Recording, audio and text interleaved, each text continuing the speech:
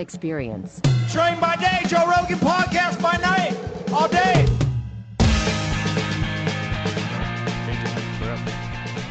We're doing this? Yes. I'm glad you brought Echofish. You did not have to do that. I appreciate it. I fucking love your channel, dude. I've spent countless hours watching your hilarious videos. So cool that you've even found it. Well, you know, Gino told me about it your brother Gino, who I've been friends with for years, told me about it a long time ago that you guys were doing this. And I was like, really? All right. Interesting. And then I watched, I'm like, this is fucking great. It's right up my alley.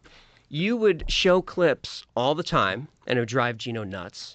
And then finally, it got named. Reggie Watts was here. And he's like, you ever hear of the Wi-Files? You guys are talking about moon landing shit. And you're like, what's that? And I don't know. A week or two later, Gino gets a text. Are you the Wi-Files? He didn't tell me the name of it. But he was so excited. Yeah, it's a great show, dude. It's Appreciate like it. everything I'm fascinated by. Anunnaki, aliens, secret bases. How did you get involved with making a show like this? Is this something you've always been interested in? Grew up Art Bell. Yes, Dad. there he is. There he is. The GOAT. The GOAT. Dad was an overnight cop, so always overnight radio. And so it was always Dr. Demento. Yes. You remember him? And Art Bell. So I kind of grew up with the weird stories, and it just got in the Twilight Zone. We watched as kids. It was like required watching from Dad, in the old black and whites, the classics. So that was always in there. So I'll skip 20 years. We had a podcasting studio in L.A. on Sunset. We were doing pretty well. We're hosting a lot of shows, guys you knew, like when COVID hit, Kill Tony came and worked out of our studio, Jeremiah, Metzger, all the guys. Didn't make any money, but it was a cool setup. But then they locked down the city, impossibly, and we didn't really know what to do. Then they set fire to the city somehow, and the wife and I are racing down Hollywood Boulevard being chased by people with bats and boxes of Adidas, and we were like, this is too much. And we just started packing, and that's it. We got out. And I didn't know what to do. So I'd been working in showbiz, not super successfully, like on the cusp, but I've been a professional host, editor, producer, writer for TV. So I was like, YouTube, easy. I'm a natural. So I started the channel talking about science and weird stuff, and it was the hardest thing I ever did. It was like impossible to do. And I started out like following all the consultants. High energy, smash the like, be a YouTuber, top 10 list. And I did that for a little while. It's like, no one's watching. This feels stupid. And then I said, fuck it. Let me just talk about the shit I want to talk about. So I think the first like good one was Operation High Jump. You know, Admiral Byrd goes down to Antarctica with a armed fleet, supposedly looking for Nazi UFOs, and it's a 6-month mission, and in like a few days they have to turn back, and it's crazy stuff. So I did that story, and I think I got 50,000 views. I don't think I saw that one. It's an old one. What happened in Operation High Jump? All right, Admiral Byrd goes down. This is just after the war. Remember, the Nazis were fleeing to South America, so mostly Argentina. So the Nazis had established or tried to establish a base in Antarctica. That's true. It's New Schwabenland. Now, people say they were trying to build a Nazi base and all that stuff. They were really just looking for a whaling station to get oil. So Hitler didn't want to rely on outside sources. So anyway, after the war, they go down there. We still don't really know specifically why. It was supposed to be just to see how our aircraft would operate in cold weather. That was what they said. But this was a fleet that was armed to the teeth, like super, like armed. The first helicopters were there, destroyers. So they go down there. It's supposed to be a multi-month mission, maybe 6 months. They get down there, and in like a matter of weeks, maybe even fewer, they just bail. And no one really knows why. There's a press contingent there. No one knows what's going on. And Admiral Byrd starts giving these weird interviews. And the first one was in Spanish. It might have been either Argentinian or Brazilian newspaper. And he talks about how there could be these craft that attack the United States from the poles, and craft that can fly pole to pole. And people were like, what's that? And just sparked this crazy stuff. And you can hear him talking about these things. So High Jump goes down there to look for stuff. We don't really know why they left. Admiral Byrd was talking about these crafts? Admiral Richard E. Byrd, this famous guy, flew the North Pole like a super badass. He was, on paper, the commanding officer, but he preferred to just fly his plane and do stuff. So the legend is, they get down there, Admiral Byrd takes his plane, starts flying across Antarctica, and sees patches of green. And he can't believe it. And he's on the radio saying, I'm seeing this, rolling hills, sun is shining. He just keeps flying. It gets greener and greener, and then he's like, I just saw woolly mammoths. Woolly mammoths grazing in the green. And he keeps going, and he's on the radio, and then he's talking, I'm seeing all this stuff. The sun is bright, and then radio contact goes out. He's flying and flying. Suddenly, he's engulfed in light, and he doesn't know where he is. The green is behind him. He's just flying in light, just trying to get his bearings, and then up beside him, 2 flying saucers just kind of next to him. Almost like, the F-16s trying to wave you down. Mm-hmm. 2 flying saucers. And he looks over, and they have swastikas on them. And he's like, uh-oh. So he's on the stick, and he feels the stick shaking, and then the stick just goes dead. And then he goes down with the UFOs, and they just land into a cavern in the hollow earth, right? So that's how that happens. And they take Admiral Byrd out, and they're tall aliens. With swastikas on their crafts. On the crafts. Like the ancient symbol. I don't know, which would be reversed, right? Well, I think there was a bunch of different versions. I think the Nazi one, it was like kind of tilted. Yes. But there was a bunch of the Hindu ones and a lot of the Japanese ones. For thousands of years. Yeah. A positive symbol of life and prosperity. We don't know how they were oriented because I debunked all this. I'm telling you the legend. Right. Because that's kind of my format, right? Right. I get you excited. We should explain that to people. You get everybody all jazzed up, and then at the end, you kind of... I get so much heat for it. Yeah, it's fun. And I watch the numbers. Like, as soon as I say, but is it true? Like, everyone's done. Nobody wants to know the truth. No one wants to know. They want to know fun. And then I'll get the hate mail. You ruined it for me. So what is the truth? The truth is, a lot of that comes from Admiral Byrd's diary, which was discovered years later, which was not his diary. Right. Horseshit. And he flew the North Pole, not the South Pole. But here's the interesting thing. He was in a single-man aircraft that only had so much fuel. He was, which can only fly for a little bit, he was out of radio contact for 3 hours. Nobody knows where he went.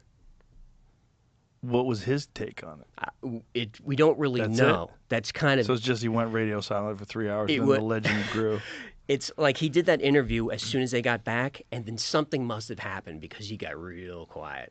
But he would go on TV and he would talk. But the pole-to-pole thing was, he was just warning that the poles are a vulnerable space. Like, we need to keep an eye on the North Pole because if there's a base on North or South Pole, you can attack from there. So let's keep an eye on that was kind of his point. The Antarctica situation is very strange because I don't know if you ever saw the Sean Ryan show where he talked to this guy that worked with a neutrino detector down there. And he was, have you seen that? I haven't seen Sean do it, but I know the guy. And the guy was saying that it's not just a neutrino detector, it's a direct energy weapon that can cause earthquakes. And this is like the DEWs. The U.S. has always been fascinated with direct energy weapons. Right. Yeah. That's where the HARP conspiracies come from and all of that.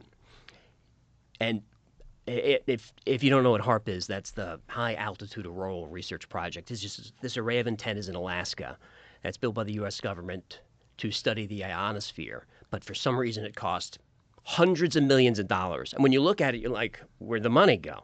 It's like a building's a box and there's a bunch of antennas.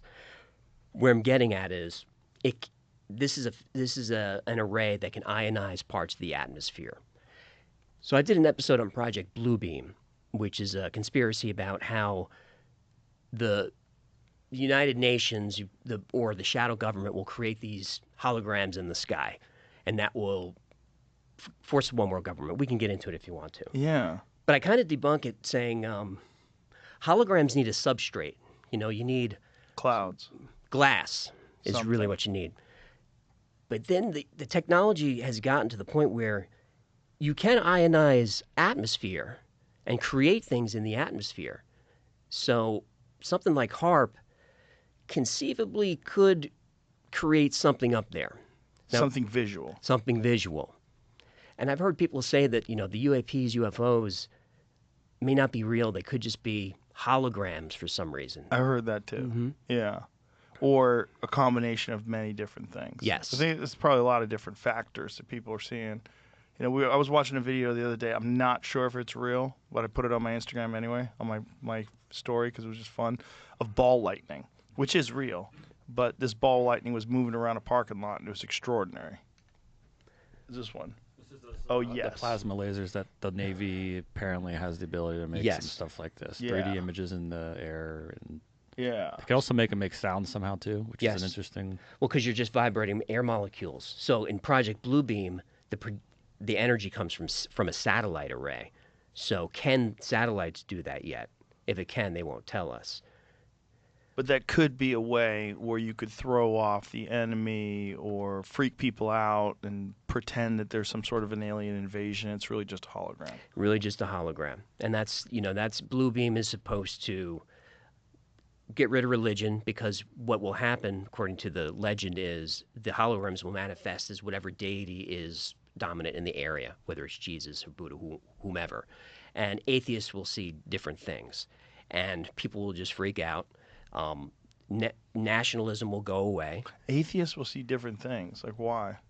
Because, according to the legend, the array or with the technology will manipulate your mind. Again, HAARP has been accused of this because you can manipulate someone's mind with electromagnetic frequencies at the right frequencies.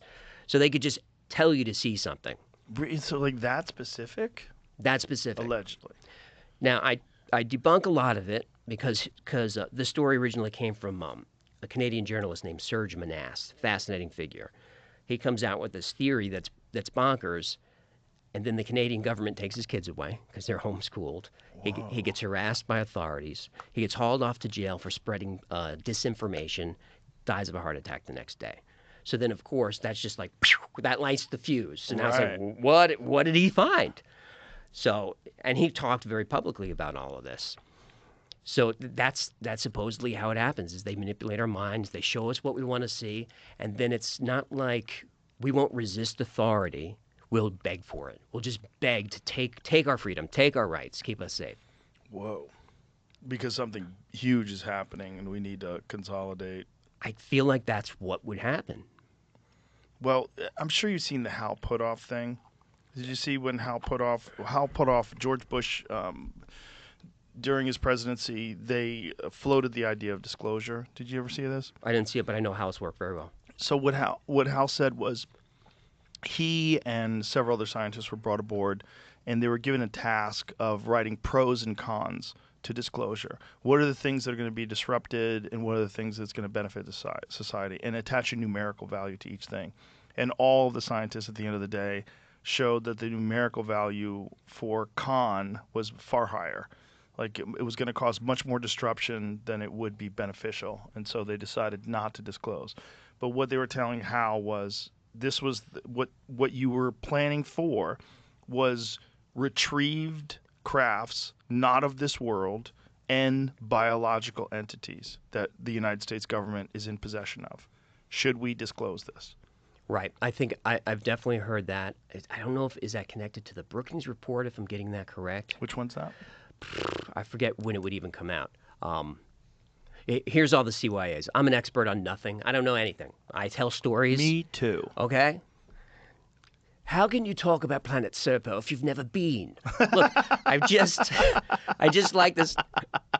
All due respect. That's going to go on forever. Yeah, forever. You've never been. Never been. I hope he's okay. Douglas Murray's a lot of fun. Oh, he's great. Yeah, so I'm not an expert at anything. So I don't know when Brookings was, but it was the same thing. It was a recommendation from the government that, look... That was in 1960. 1960. Same thing? Well, I don't know about the exact same thing, but... same kind of thing? Proposed studies of the implications of peaceful space activities for human affairs, commissioned by NASA and created by the Brookings Institute.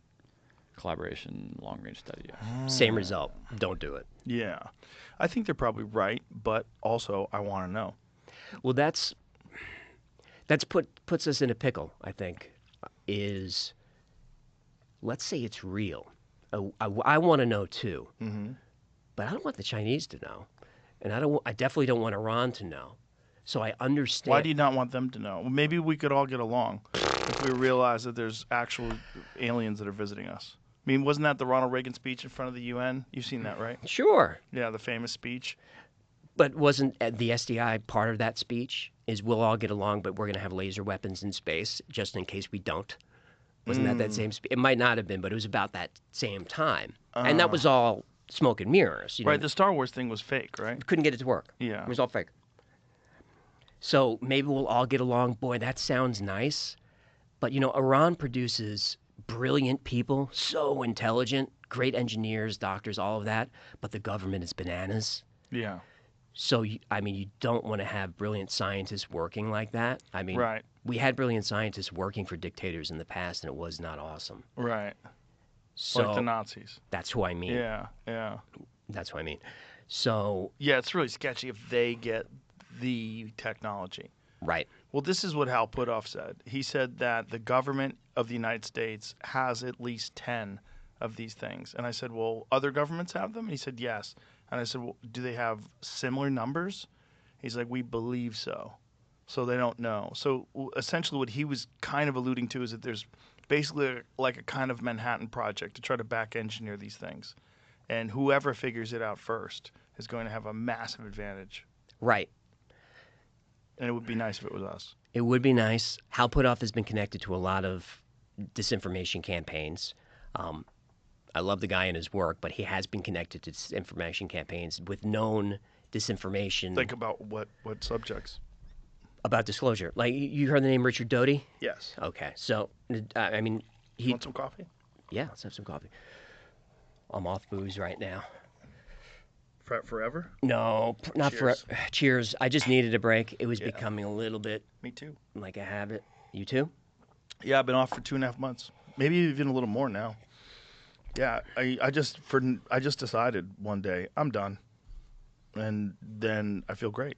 Feel better? Oh my God. Think clearer? Wake up feeling better? I have a nightclub, so I'm at my nightclub, my comedy club all the time. And, everybody's buying shots and you want a beer, you want this, that. After a while, you're like, God, I feel like shit. Yeah, you do. But it's like the illusion is that you won't have fun. I'm having the same amount of fun. It's so much fun. Of course, and not because necessary. I'm funnier because I know what I'm talking about. Yes. And I'm not embarrassed the next day. It just doesn't kill your inhibitions, but it's overrated. It is. It's fun. I've had a good time boozing, but yeah, enough. I'm allowed to go back at the first of the month. Okay. I just need it. You need to quit vices once in a while, if anything, just to prove that you can. Yes. Yeah, it's a good thing, just to prove doesn't have hooks in you. Right. Yeah. I can quit whenever I want. I know. But can you? I've taken a few days off of social media, and I always feel better, but I always go right back in. I don't know why I hardly ever look at it. It's just a massive distraction. Like, I don't read anything about myself, but more so, I'm always looking at, but I find a lot of interesting things too, especially on Instagram. But more so now than ever, my screen time on my phone is dedicated to YouTube. It's like when I come home, especially at the end of the night, come back from the club, I'm tired. I want nonsense. I want Bigfoot. Same. I don't want to think too hard. I want Bob Lazar. I want Bigfoot. I want, ancient civilizations. It's just me and the dog watching TV. Yeah. Everyone's asleep. That's my favorite. Because no booze for me doesn't mean no gummies. Okay. So a half a gummy in a Bigfoot episode, I'm yeah. having a great time. That's the one that I wish was real, but I'm 99% sure it's horseshit. Same. But I also wonder if under certain conditions it's real. Like, this is my thought. This is going to sound squirrely. I think under heightened states of anxiety and fear, when you're alone in the woods, maybe it's possible that the barrier between dimensions is slippery and you can see things that you would ordinarily never see. Like, it might not even be as simple as this is a biological creature that lives here on Earth with us, but no one's ever found a body. It might be weirder than that. It might be these are some sort of hominid from somewhere else that can appear. This episode is brought to you by Squarespace. Our great site, joerogan.com, was built using Squarespace. But did you know that Squarespace also gives you everything you need to offer services and get paid all in one place? Whether you're doing stuff like using the built-in appointment scheduling for consultations or even email marketing tools to pull off events, Squarespace has all that, plus invoicing and online payment tools that make conducting your business a breeze. Try it free at squarespace.com and use squarespace.com/Rogan to save 10% on your first purchase. Native American legends say exactly that. That it's this creature that lives between worlds. And and same with giants as well. They have the legends of the red-haired giants that were chased west. I'm glad we're getting to that. We're getting giants. Yeah, because the Giants thing is weird. When you go into the story, and I watched your episode on Giants, I loved it. Maybe it was the the Malta Smithsonian. episode. Oh, that was G.E. Kincaid and the Smithsonian cover-up. Yeah. Grand Canyon. That's a good story. Well, the whole Grand Canyon thing is bananas. Like, there's areas of the Grand Canyon you cannot explore. You cannot go. You cannot fly over. Right. And you can't fly under the rim. Yet when you go to those bad places, suddenly a white plane flies over under the rim, black helicopters show up. I showed on my episode. I show the black helicopters showing up. Like, they do show. Yeah. Like, they are protecting something. Something. It's not as simple as this is a dangerous area, because you can go to any dangerous area. You go just to the normal tourist area. It's like, be careful. People fall. 2 people a year fall. Yeah, someone fell recently. They did? Yeah, an influencer. Of course, taking a selfie. But the Grand Canyon, there's been these crazy stories of people finding these like Egyptian, these caverns with like Egyptian artwork and hieroglyphics and these stories of artifacts that have been removed from there. So the story is, it shows up, I believe, in like the Phoenix Gazette. It's 1903 or so. And the explorer is G.E. Kincaid, and he's going down. He's looking for gold deposits or whatever. This is just before Teddy Roosevelt made the Grand Canyon a preserve. He was a naturalist. So he finds these steps that are clearly man-made. He follows the steps up, and there's a cave, and he goes in there, and he describes hieroglyphics that look Egyptian but are not quite. He finds a statue that he describes as like Buddha-like, not Egyptian, not human, but sort of like Buddha, and all these weapons, shields, gold, all sorts of stuff. He keeps going. He finds a deserted city in the caves, and all these tunnels and caverns go everywhere, and he's trying to map everything. He comes out, and he goes back to town, and he gathers together a group that we're going to go find the stuff again. And people are excited about it. And a couple of weeks go by, and everyone's gathered to go on the expedition. He never shows. The expedition goes nowhere, and that's really the last we've heard of it. Really? And is there any photographs or anything? No. There never is of this stuff. Right. Just descriptions? Just a great story. Well, the great part of the story is the fact that you actually can't go there. And the idea that there's an area where the military is protecting people from being foolish, that doesn't make any sense. Nobody asks why. Right. Like, nobody asks why. It really bothers me about that story and all of these, whether it's disclosure or whatever. I don't hear anyone asking why. Well, they won't let us. Well, who's they? Right. Someone's in charge of stuff that's not the president. Right. Or Congress. So who is it? So, is it possible there's some sort of a government installation down there somewhere? It's all going to be woo-woo conspiracy stuff, or it's real. Or G.E. Kincaid found something and someone got to him. But if G.E. Kincaid found something, why would they want to hide some ancient civilization discovery, particularly in the early 1900s? Like, why? For what reason? I don't know why Graham Hancock is marginalized now. Right, but wouldn't you think that there's like less of a grip on that stuff in the 1900s, the early 1900s? I would think so. Yeah. So my guess would be treasure and money. That would be my guess. Is it shows up in the paper, the government goes down there, like, there's a lot of stuff down here. Let's grab it, send it to the Smithsonian, who keeps 99% of the stuff under wraps. They have, 1 billion items that nobody can see, and then that's the end of it. Yeah, but what the fuck? Which I would love to know the official reason. See if you can Google. Is there an official reason why you're not allowed to go to certain areas of the Grand Canyon? They use a VPN there, brother. The story, I was looking at an article about the original article, and it says that the two guys mentioned might not have even existed. Right. There's no evidence of them. G.E. Kincaid? And Right. another guy named S.A. Jordan. Oh, so it might be just a story that someone printed? Some horseshit? Yeah, when I was looking into one of these things before, I found something explaining that back in the early 1900s, when newspapers were a really popular thing to read, I don't know if it was like a game or if there was actual prizes people would play or like amongst themselves to try to get fake stories printed. If you could get the craziest story printed, you win like $500 or. I might be wrong, but I think Jordan was connected to the Smithsonian, at least according to the story. I pulled this from the Smithsonian debunk, which, I mean, obviously they would if this is the way we're going to go with it, but them debunking this, and they gave two links, one to the original 1909 article and one to a 2008 update, and that's where I was pulling that from. I don't trust the Smithsonian. They're exempt from all kinds of stuff. Yeah? Well, like there's a law passed not too long ago that if you have Native American artifacts that are important to that culture, especially burial artifacts, they must be returned.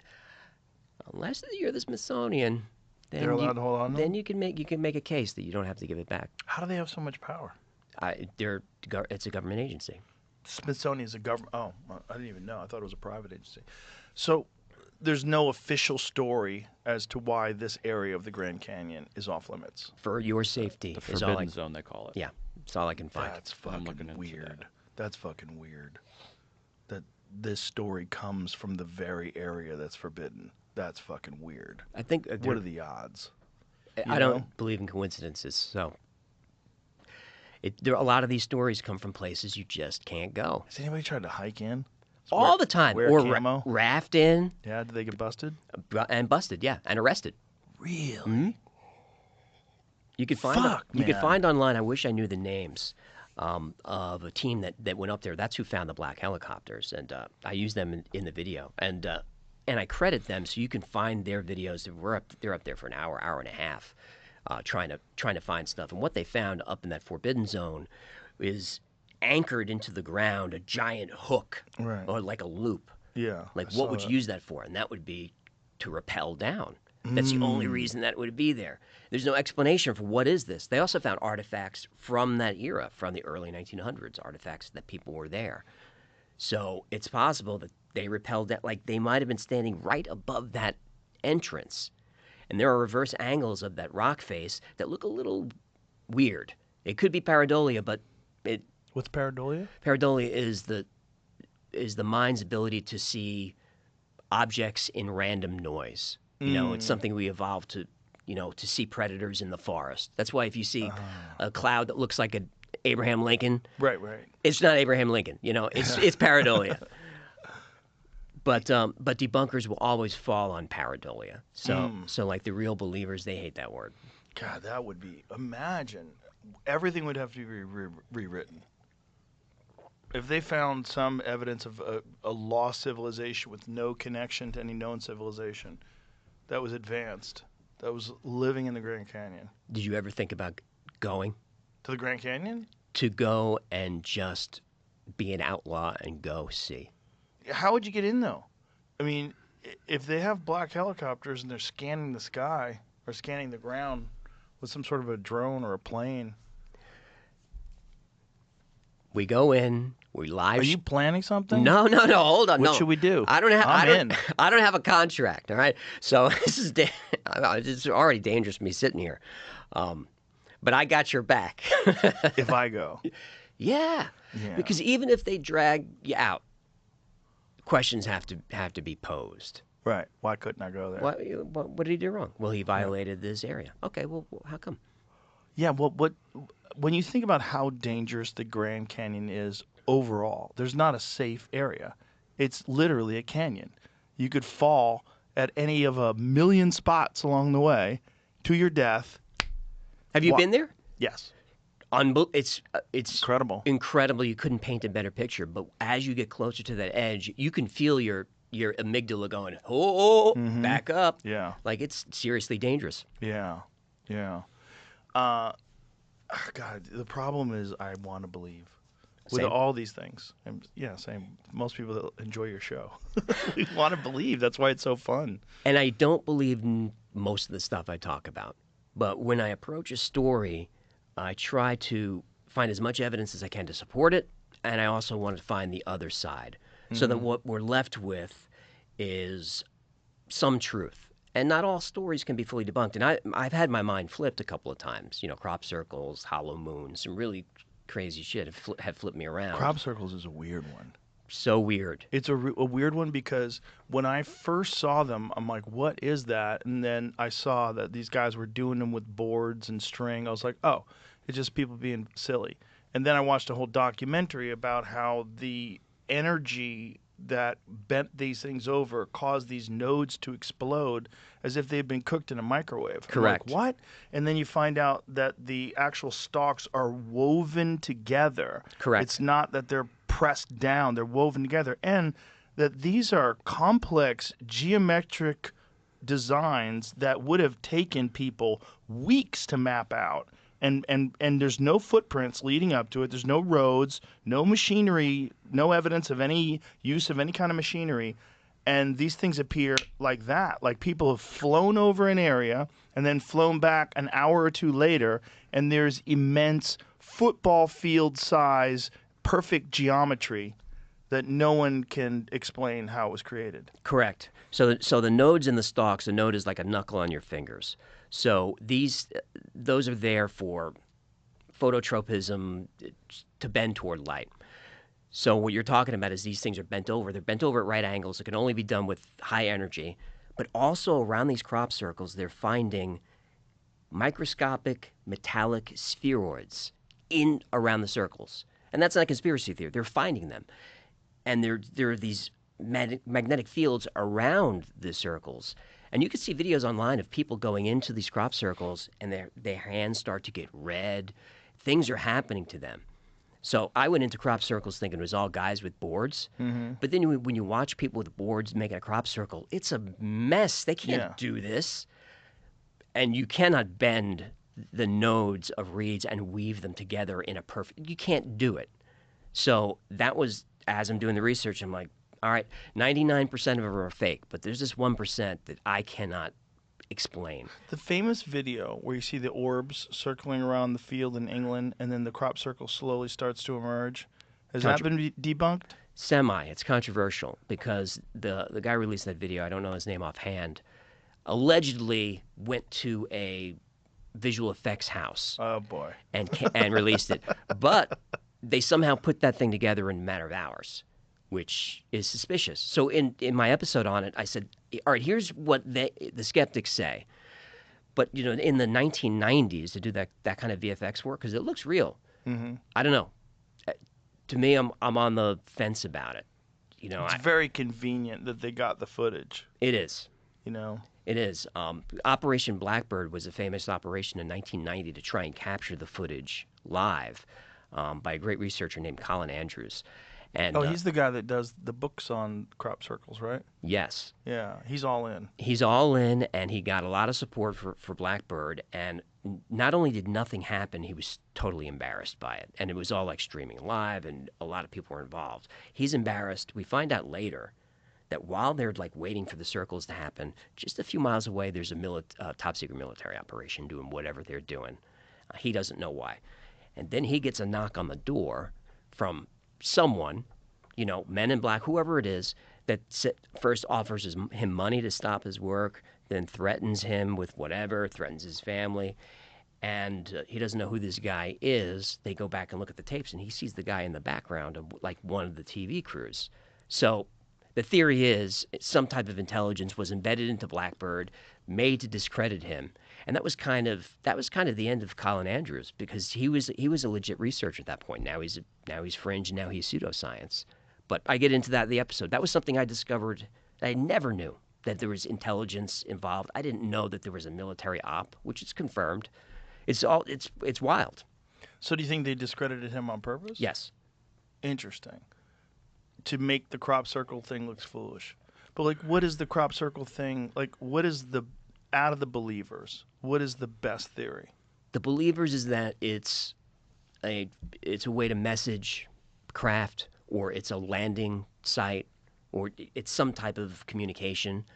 But why would they do it in wheat fields? I don't know. It doesn't make sense to me. If you have the technology just Yeah. pick up the phone. There's better ways than just mowing wheat down. But I don't understand. Do you know the one about the Mandelbrot set? I've seen it. Yeah. I think that one is really weird because I think it coincides with the fractal creation of the Mandelbrot set by these people that are into this kind of geometry and fractals. They're like someone made the Mandelbrot set, which is essentially an infinite fractal of like spectacular design. And this is before Lorenz and the Lorenz attractor. I think it's before that, isn't it? I don't know. Before it was mainstream. Yeah, before it was mainstream, Right. yes. And then when this thing appears and people are like, well, what is this design? And then they connect it to this Mandelbrot set, which is someone would have to have some very esoteric information to be. And it's the Mandelbrot set using Fibonacci numbers. Yes. And the phi, the golden ratio. And it's accurate. It's accurate down to inches. Yeah. You can't do that. Well, maybe you can, but like how and how long would it take and how much planning and how many people and what would you use?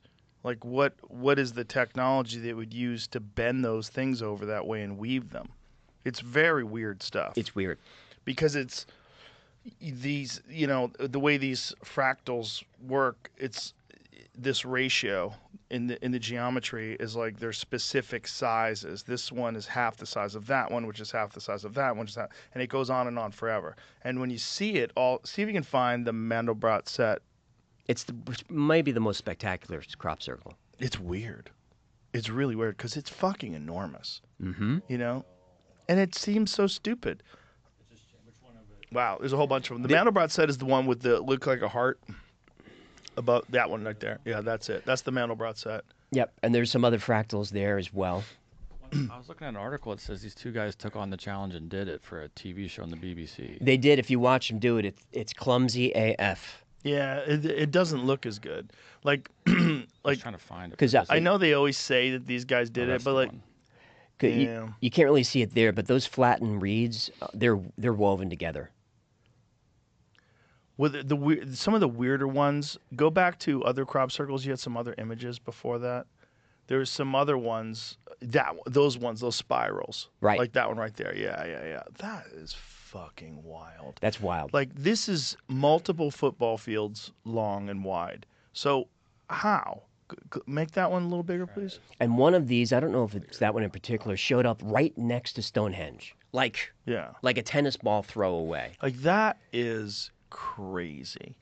To not, first of all, if you're on the ground, all right, just the measurements alone to make each one the equal distance between circles, in the whatever 6 different blades that you have that stem from the center, they're all the same distance, they're all the same size. The small circles are the ones that are most interesting, because how hard is that to do? Right. And they're uniform. And it's like, what is that? Like, what the fuck is that? And if that is a hoax, it's so bizarre that it's only these 2 goofballs that were making really shitty ones with boards and strings. And yet there's hundreds, if not thousands, of these like really complex ones. Yeah, that exist. those are the guys that are on. You can see them doing it live. Yeah, but those guys, there's no way they had enough time to do all these things. And it looked terrible. Yankee, look, he's just trampling it. Yeah. I mean, look, you can certainly make crop circles with a string and a board. You certainly can make crop circles. But it always gets connected, like believing in aliens and everything else. But it's not, no one's even saying aliens. Like, it could be some sort of energy from something that we possess, something that humans possess, that they somehow or another aim at these areas. Like, what is that one above it? Go that one right there above, like right there. What the fuck is that thing? Look at that. They are in the same count. 80% of them come from the same county in England. Which is also weird. Now, people will correct me in the comments, but I believe that middle piece of geometry is a hypercube, isn't it? Isn't that a 4-dimensional cube? I don't know. A tesseract?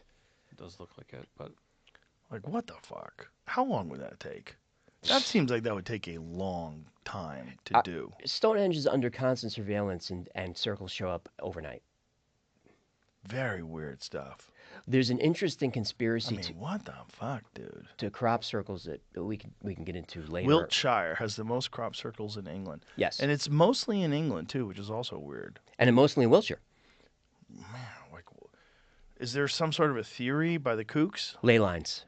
Ley lines. That they're happening on these segments of energy that intersect. What is that black and white one, Jamie? Click on that one. It's just a No. sorry. The one, that one. What the fuck is that? Wow. Wow, on a That's mountain. Crazy. that could be in sand. I think 'cause those look like sand dunes. Is that what that is? Circle 16. That's crazy. I've never seen that one. It's wild. I mean, just the amount of time that it would take to do these things.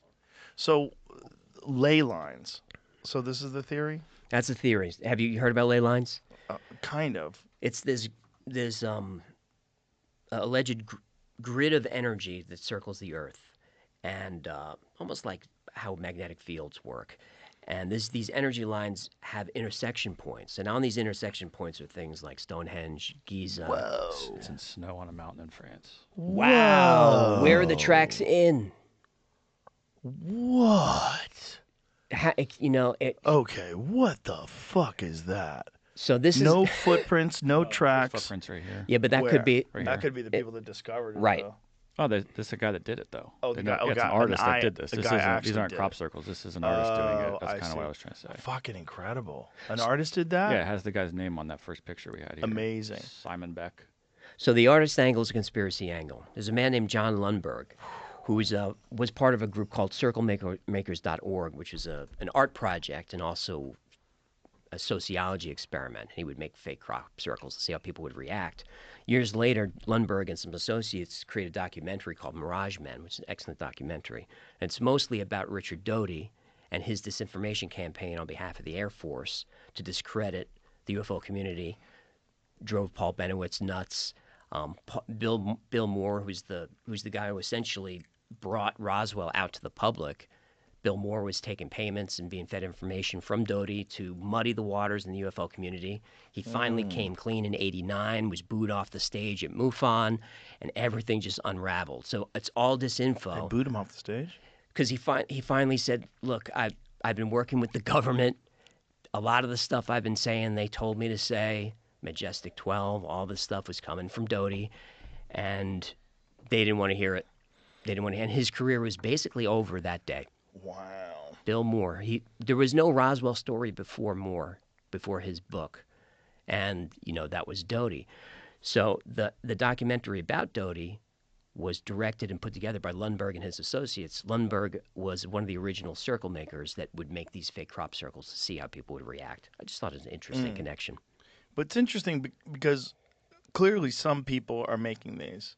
But, like, what was the origins of it? Because I'm sure you've seen that image from the newspaper of the devil with a scythe.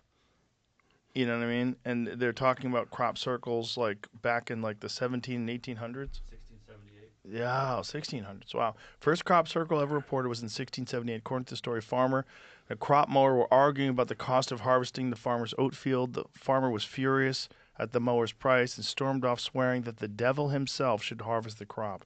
That night, a dazzling light lit up the oat field, and in the morning, the farmer discovered perfectly round circles in his crops. He was so frightened by the circles, which he thought could only have been so neatly mowed by the devil or some infernal spirit, that he abandoned any attempt to harvest the field. That's a little sketchy. You're scared of circles? Come on, pussy. Really, though? If there were crop circles in my backyard, I would be a little nervous. I would be curious. It's not terrifying, right? They're not something that would scare me away from harvesting my crop. No, I'm more afraid of the government than I am of, Yeah. that stuff. Crop circles don't seem to be killing anybody. No. But it's like, so ley lines. So these things are to differentiate areas so they could see them from the sky. Is that the idea? The ley lines are the energy lines. Mm-hmm. A mystical energy. It's not a scientific energy. And where the lines intersect is where you see sites like Machu Picchu, Giza, Stonehenge, all these ancient sites. There's the ley lines. Oh. But ley lines is, it's semi-debunkable because if you connect enough lines, you're going to find patterns. You're going to find Right. geometry. Right. You go looking for it. Right. Yeah. Just very weird stuff. Like I said, I used to think it was total nonsense until I saw some documentaries on it where they were talking about the nodes. They were talking about some of these things are just so complex and they appear so quickly. The nodes and the braiding to me was like, okay, now I Yeah. got to change my approach to this. What do you think it is? I don't know. I think it's beyond us.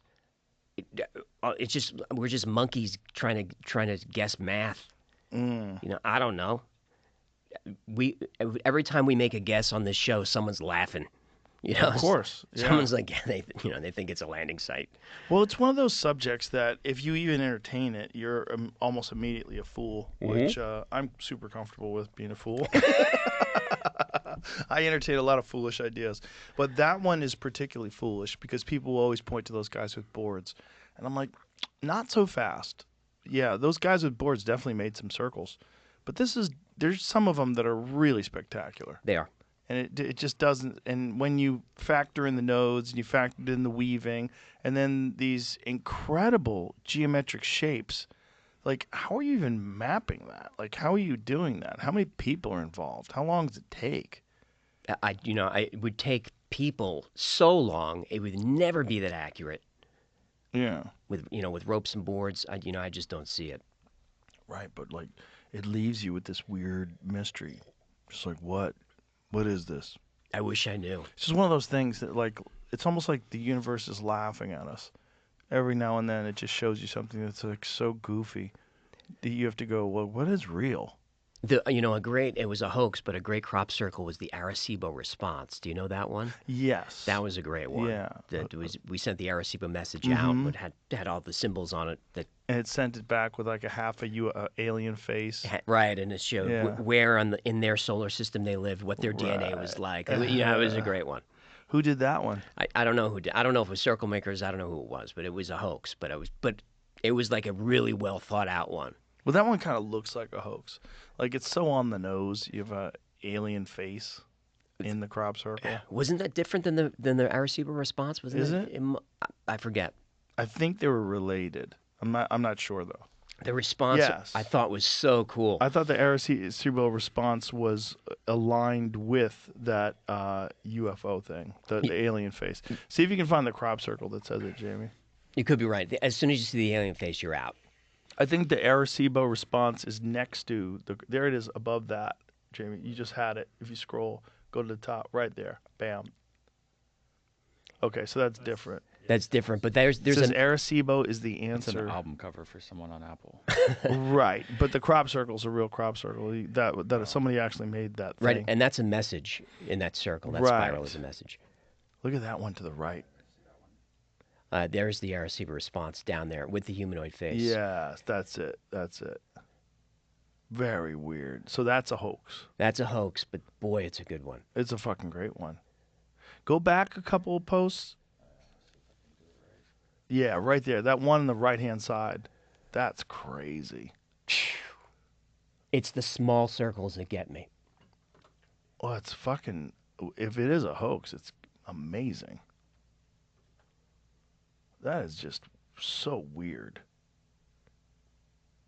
But again, it's like one of those like it's not satisfying. No, it's not. There's not like it just at the end of it you're just like, I don't know. That's why the worst question is, what do you think it is? It's like, ugh. Right. I was hoping you had something stupid. No, well, I don't know, man. Yeah, I don't know either. But I do know that I want to believe, which is always the problem with me with all these things. I want to believe the bases in Antarctica. I want to believe that there's pyramids up there, all that stuff. Yeah, and when you find out something's debunked, how do you feel? Oh, Are you okay? Yeah.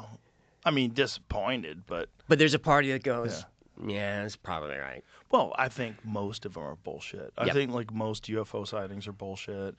Most UFO sightings are probably people seeing experimental military aircraft and things along those lines. Satellites, that's a big one. Like the Starlink ones just fly across the night sky and people are like, oh my God, it's an alien. It's not an alien. You could see him with Just your a naked eye. satellite, yeah. But if you didn't know what it was, it looks like a fleet It of does. ships flying across the sky. And the way that they alternate lights, it looks like there's an intelligence to it. Right. Yeah. Yeah. I've never seen anything myself. Have you? No. Gino has. What did he say? Gino saw it, and I think maybe Jeremiah said he saw the same thing. Gino saw a giant orb of light over the Pacific Ocean, and he watched it for a long time. And I said, "Where's the photo of it?"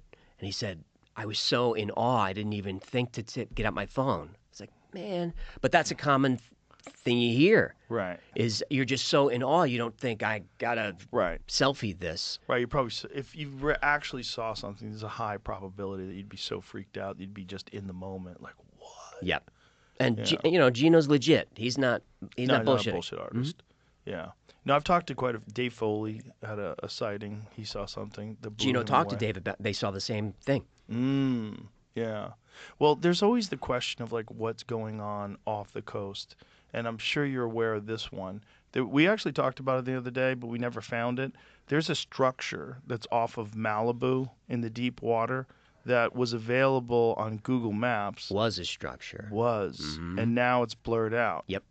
But it looked like there's openings in it. There's a top that's flat. It looks like a base. Looks like a base. Looks like a base. Yeah. If now it doesn't. Now it just looks like blurry water. Yeah, like why does it look different now? Like what's going on? With a gun to my head, all the weird stuff is in the ocean. It's not from another planet. Really? No, I don't know. Who knows? But it makes a lot more sense that the stuff we're seeing, it's the best place to hide is just deep water. So not from another planet originally? Like maybe originally, and that's where they make their base? It's hard for me to square how to travel great distances. It's hard for me to square that. I know that we've got the Albuquerque drive and warp drive and all these theoretical things about compressing space-time and all of that. I get it. But it's hard for me to think that that's solvable. But what is interesting is maybe another species evolved alongside of us a long time ago and has been here a long time and said, you know what, let's go. This is where we go to avoid cataclysms and geological instability. Let's go underwater. That's a weird one though, because like, what kind of technology are you utilizing? How did you achieve that level of technological superiority and not completely control man? Because if I was an intelligent species that was capable of developing bases under the water, I'd be super concerned at all the different things that human beings are doing to ruin things. Like if we had chimps that all of a sudden had flamethrowers and they were lighting the jungle on fire, we'd probably take their flamethrowers. So like we would turn off a nuclear reactor. Yeah. Right. So we talk about humans. If this theory is true that they evolved here, there were no humans. Humans are 300,000 years old. That's not. It would take whatever species a lot longer than that to evolve to this technological level. And we've seen the craft just zip into water with no displacement. Right. Where are they going? And there are unnamed whistleblowers, anonymous sources that say there's a base near the Bermuda Triangle. The Navy knows about it. They know not to get close. It moves around a little bit. I'm going to do an episode on it soon because it's just too good not to. Corroborated by another biologist who said he worked with the retrieval team, and yes, there's stuff. And what this base does is it from raw materials creates craft to go on specific missions. So there's always the question, why is there a saucer? Why does it look like a pyramid? Why is it this? It's because they're custom built for a mission. And there's an AI and a species down there, and they say, all right, we're going to go survey Mount Hayes in Alaska. Super, super fascinating place. So we only need a scanning gear, some propulsion, and we just build it. It fits in an orb, send it out, does its thing, comes back, and then it gets broken down to its parts. And then another mission, build it. It's going to be a triangle. It's going to be this or that. Does its mission, comes back. To me, that makes good sense. A good way to do that, a good way to conserve resources, not have to go out and get stuff. I like the theory. It's a fun theory. It's a fun theory, yeah. It's a fun theory also that if you were creating bases here, like say if they're coming from somewhere else and they want to visit us, it would be far more logical to develop some sort of a base with resources and where you could observe things and they can exist there completely undetected, and then be able to go to wherever they're from back and forth. But when they're here on Earth, they would be undetected. Right. And the ocean is literally 70-something% of the Earth's surface. And we've mapped, I think, 2 or 3% of it. Yeah. It'd be a good place to hide in plain sight. That's what I would do. And to make things from raw materials, meaning like molecular level stuff, you're totally off grid. We don't need to strip mine. We got everything here. Right. And if you have something that's a transmedium vehicle, so it doesn't displace the water, it works on some sort of a warp drive or something. I think you have to get into interdimensionality then, and it gets a little wild. But if you're not displacing air or water, that means you're phasing through matter, Right. which is theoretically doable because everything is mostly space. Well, they said they've mapped things going under the water 500 knots. Right, without making a splash. Yeah, no ripples, no discernible waves. Just Greg Louganis right in there. Yeah. Nothing. 500 knots under the water. I mean, what the fuck could do that? The amount of energy you'd have to go through that much resistance of deep water, 500 miles an hour, 500 knots. Right, look at how when they do missile tests from subs, how those things are just like, trying to get out of the water. Yeah. And these things just go bloop Yeah. and nothing. Well, that's the weird ones. But that would make you also think like maybe it is a hologram. Because if there are these transmedium things, but the thing is they're seeing them with radar. Right, which means heat signature or mass Right. or electromagnetic displacement. Or if it is some sort of photons, like some sort of a projection, would that not have some kind of a heat signature? It would if it was ionized air. That would be plasma, so that was hot, if that's what it is. But when they go into the water, we see them under the water for a second, and you don't see any refraction. Right. So that kind of screws up the holographic projection theory a little bit, because there's no light refraction. So how did you do that? Yeah. No, I'm asking you, how do you do that? I don't know. I don't know either. I mean, that's my answer. Yeah. I mean, you've had physicists on here that I've seen go, Yeah. Well, the really crazy ones are the ones that the fighter pilots have seen. Because, particularly Commander Fravor and the other people that were on that mission with him. So 2 separate jets. You have 4 people that are eyewitness to this thing. And then that there was something actually under the surface of the water, like an aircraft carrier, an enormous thing, that this Tic Tac is hovering above. And then that thing descends into the water. The Tic Tac turns towards them, jamming their signal, is hovering in space, and then shoots off at such an insane rate of speed that most of the things that we have on Earth would just disintegrate and fall apart just from the sheer pressure. Of course, and from the inertia, Yeah. it can be done. Now, if I were doing an episode on Tic Tac or Go Fast or Gimbal, I would be remiss if I didn't include Mick West's analysis of those. And I know you've talked to Mick on and off throughout the He's years. like a professional debunker. He though. is. He wants to debunk things that I don't think can be debunked. He does. He approaches it as it's definitely fake, and I'm going to show you Yeah, why. everything is definitely fake. Almost to the point where I'm like, who are you working for? Right. Who are you working for? Everyone thinks we're CIA, by the way. Me and you? Oh, yeah. Reddit is convinced I'm CIA. Oh. Me too? That's why my channel blew up in 2.5 years. 'Cause of CIA? CIA is back. Oh, I've heard that before. I've heard that about many people. Like the reason why they got successful. I've heard that about me too. Yeah. But like go back to 2009 where I have 200 viewers. Like the CIA sucked back then. They weren't helping me at all. Dude, I remember just watching you in little squares on Ustream, just like the top of your head, Yeah. and Brian and Duncan. I mean, that's what Gino's like, you got to watch Joe Rogan's show on Ustream. I'm like, what are you talking about? He's a comic. He's like, he's got Graham Hancock on. And I went, oh, I got to watch that. And that's when I started watching. I think Graham was our first serious guest. So it was Duncan and I, and we were in my house, and Graham flew from England. We ate pizza in my kitchen. It was the first time I got to meet him. I was so pumped because I'd read his book in the 90s. Same. Yeah, Fingerprints of the Gods, amazing book. From Art Bell is who told me about it. Yeah, I remember my wife was like, you should read like real archaeology. I'm like, no, this is fucking interesting shit. Is your wife a scientist or something? No. She's just a little more serious than me. Yeah, a little smarter than me. Same.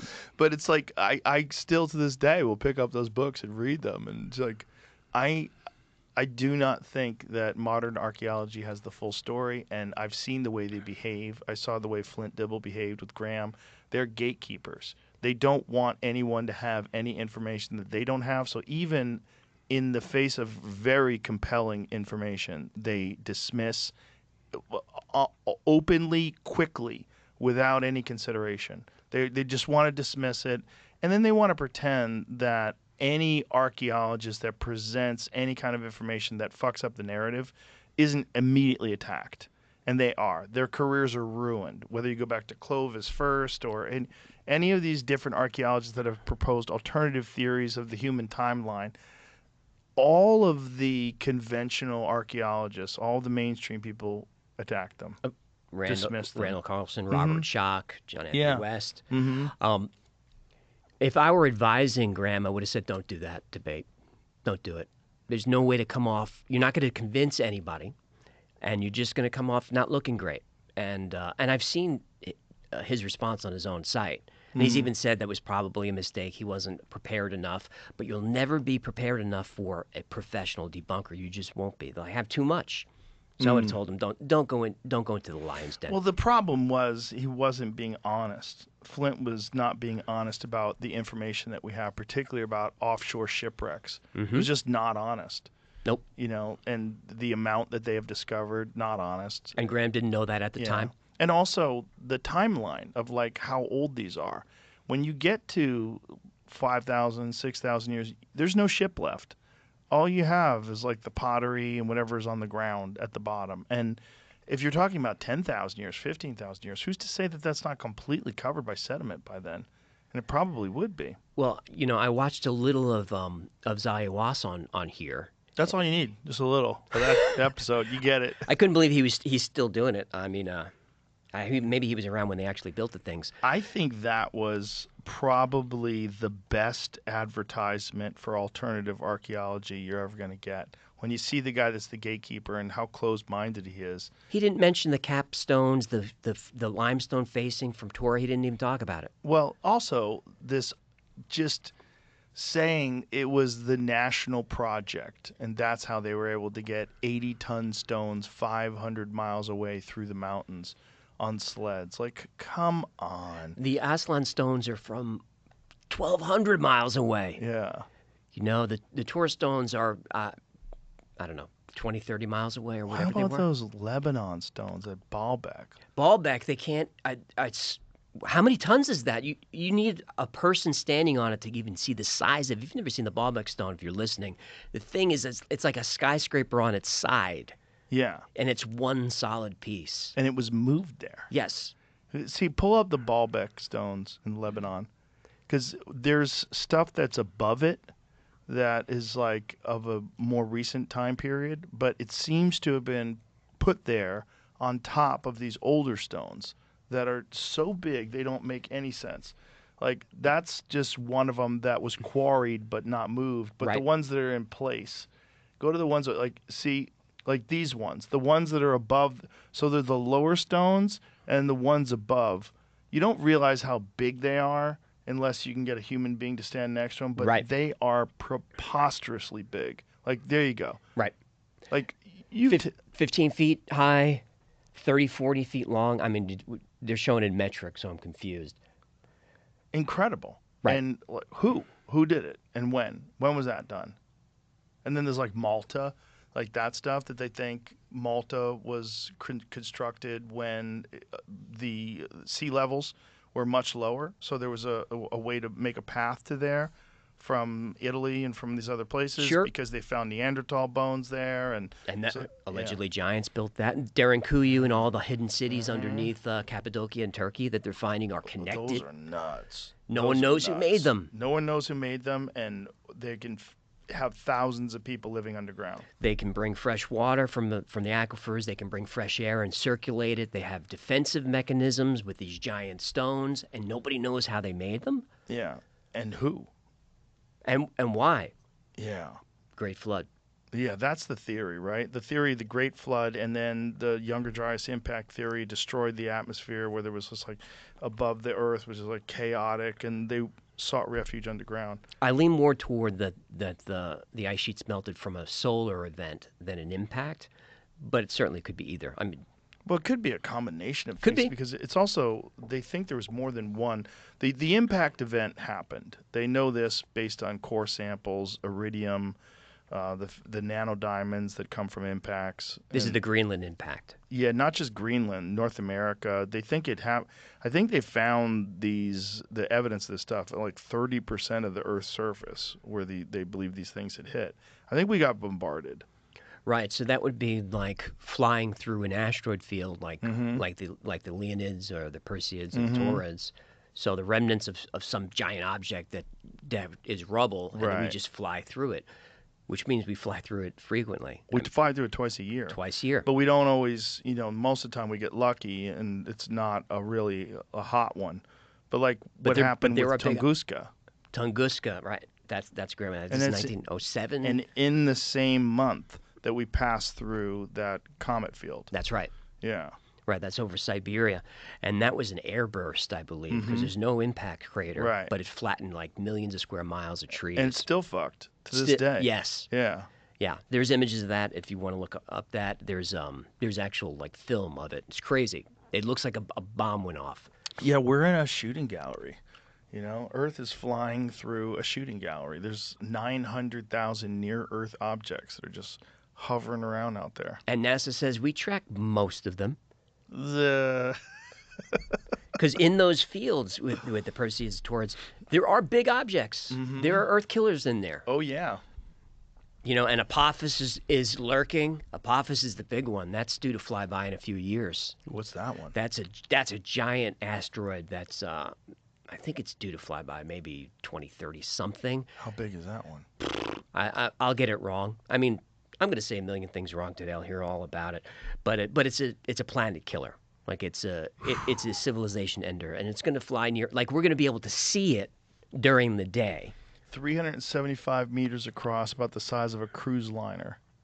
It will pass within 32,000 kilometers of Earth's surface on April 13th, 2029. Now stop there. That's closer than the moon. Whoa. Way closer than the moon. Yeah. So that's what about 70,000 miles, where the moon is 250. 250 to 300. So we're going to see that. Wow. You don't want to see that in this. You don't want to look up and see that. Well, just knowing that ones far larger have passed through. Mm-hmm. And then we know for sure a bunch have hit. Sure. Chichen Itza, that one. All right, Chicxulub, but that was Yeah. pseudoscience until that father-son went down there and found it. Mm-hmm. And that wasn't that. I think that was when I was growing up. The dinosaurs died. And that was a conspiracy theory. The Right. asteroid. Right. And they found it. I think They around found the 1980. Yucatan impact. Yeah. And that's under the ocean. And the iridium Yeah. matches it. Uh-huh. Yeah. All that is really spectacular stuff. It's just like when you look at the moon, you see the craters all over it and you realize, okay, this is what happens when you don't have an atmosphere and you also don't have water and you could see everything that hits. Like the whole thing. The whole thing. Well, why Covered. But why are there so many fewer impacts on the other side? Are there?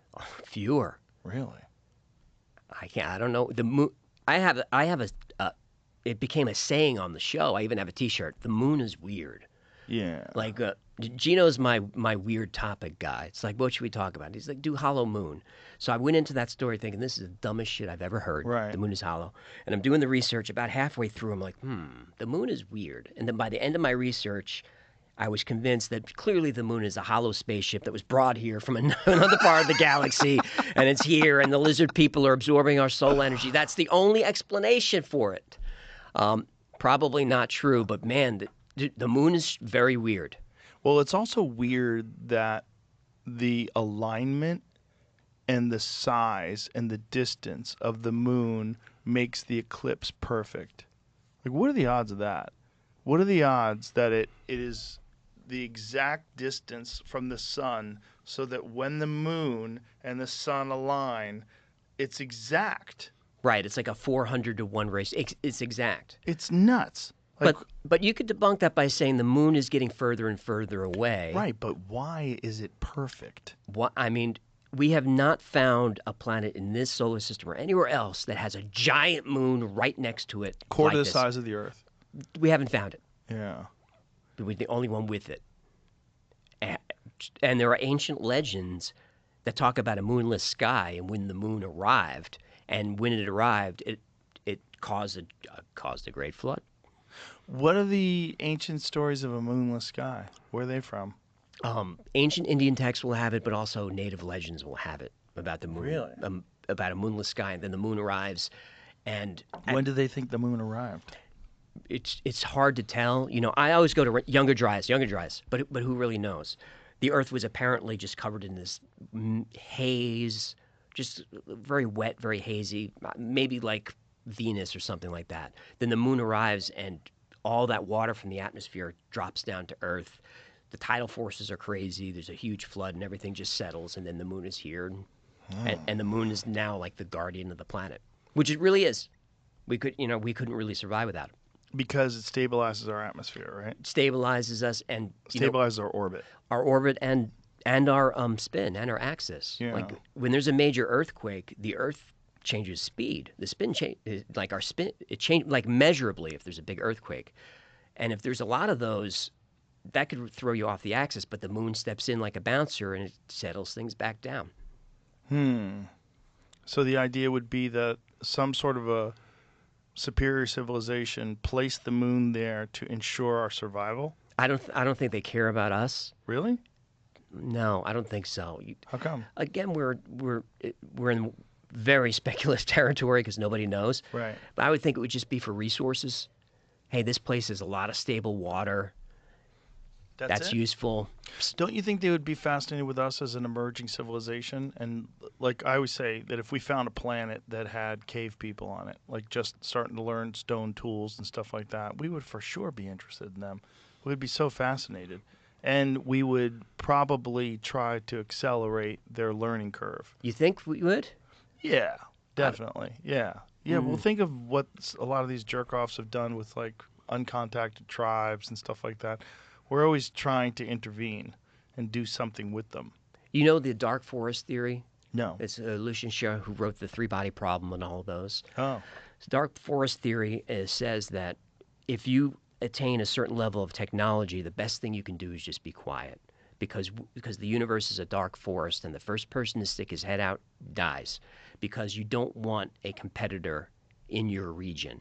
So as soon as a culture gets close to some technology that they're on a path to threaten you, you got to take them out. You got to halt their technology. The three-body problem is kind of based on that. That's what they do in the books, and that seems to make a little more sense to me than sort of this altruistic. Hey, let's help them. You know, the Star Trek approach. Let's make first contact and all of that. You know, I like. You know, human nature is a tricky thing. We're very selfish. You know, you and I might want to see those people and help them along, but there's a lot of people that would not want a competitor in the neighborhood. Yeah, maybe. But what if they don't even think of us as a competitor? What if they're so advanced? Like if they're millions of years advanced, wouldn't they like this is the thing that Diana Pasulka and Gary Nolan and a lot of these people that study crashed retrievals, there's a term that they use that these are donations. Right. That these vehicles are donations, and that the idea is we're supposed to look at this and formulate new ideas through reverse engineering. And there's circumstantial evidence that that's true. If you look at Bell Labs and all the crazy discoveries after Roswell, like we're using cathode ray tubes and suddenly transistors are made and silicon semiconductors and wireless transmission, and Bell Labs is all these leaps forward. Fiber optics, laser technology came out of Bell as well. And, the retrieval experts say that fiber optics and lasers for sure is reverse engineered. And it kind of makes a lot of sense because it seemed to have come out of nowhere. Suddenly Bell Labs has it. But it's my question is where is the stuff? We've got World War II. We go into Korea in 1950, and at the time, Russia Russia had the MiG-15 was basically on par with us. I think we had the F-86 at the time, and MiG might have even been better. So that would have been a great time for some advanced tech. But America did catch up and exceed the Soviets about 51, 52, during Korea, and then has been superior ever since. But you would think that after 47, with the Soviets there, let's get some of this anti-gravitic stuff going. Yeah, maybe the problem is that you're working in this very compartmentalized environment, so you're not allowed to share with all these different scientists. So because of that, there's no collaboration, which is necessary for real innovation. You have to have experts from a bunch of different fields analyzing all the different aspects of it. This is what Lazar pointed to, the problems that they were having at S4 when they were trying to back engineer this stuff. He's like, you can't do science like this because everything is so top secret and so compartmentalized.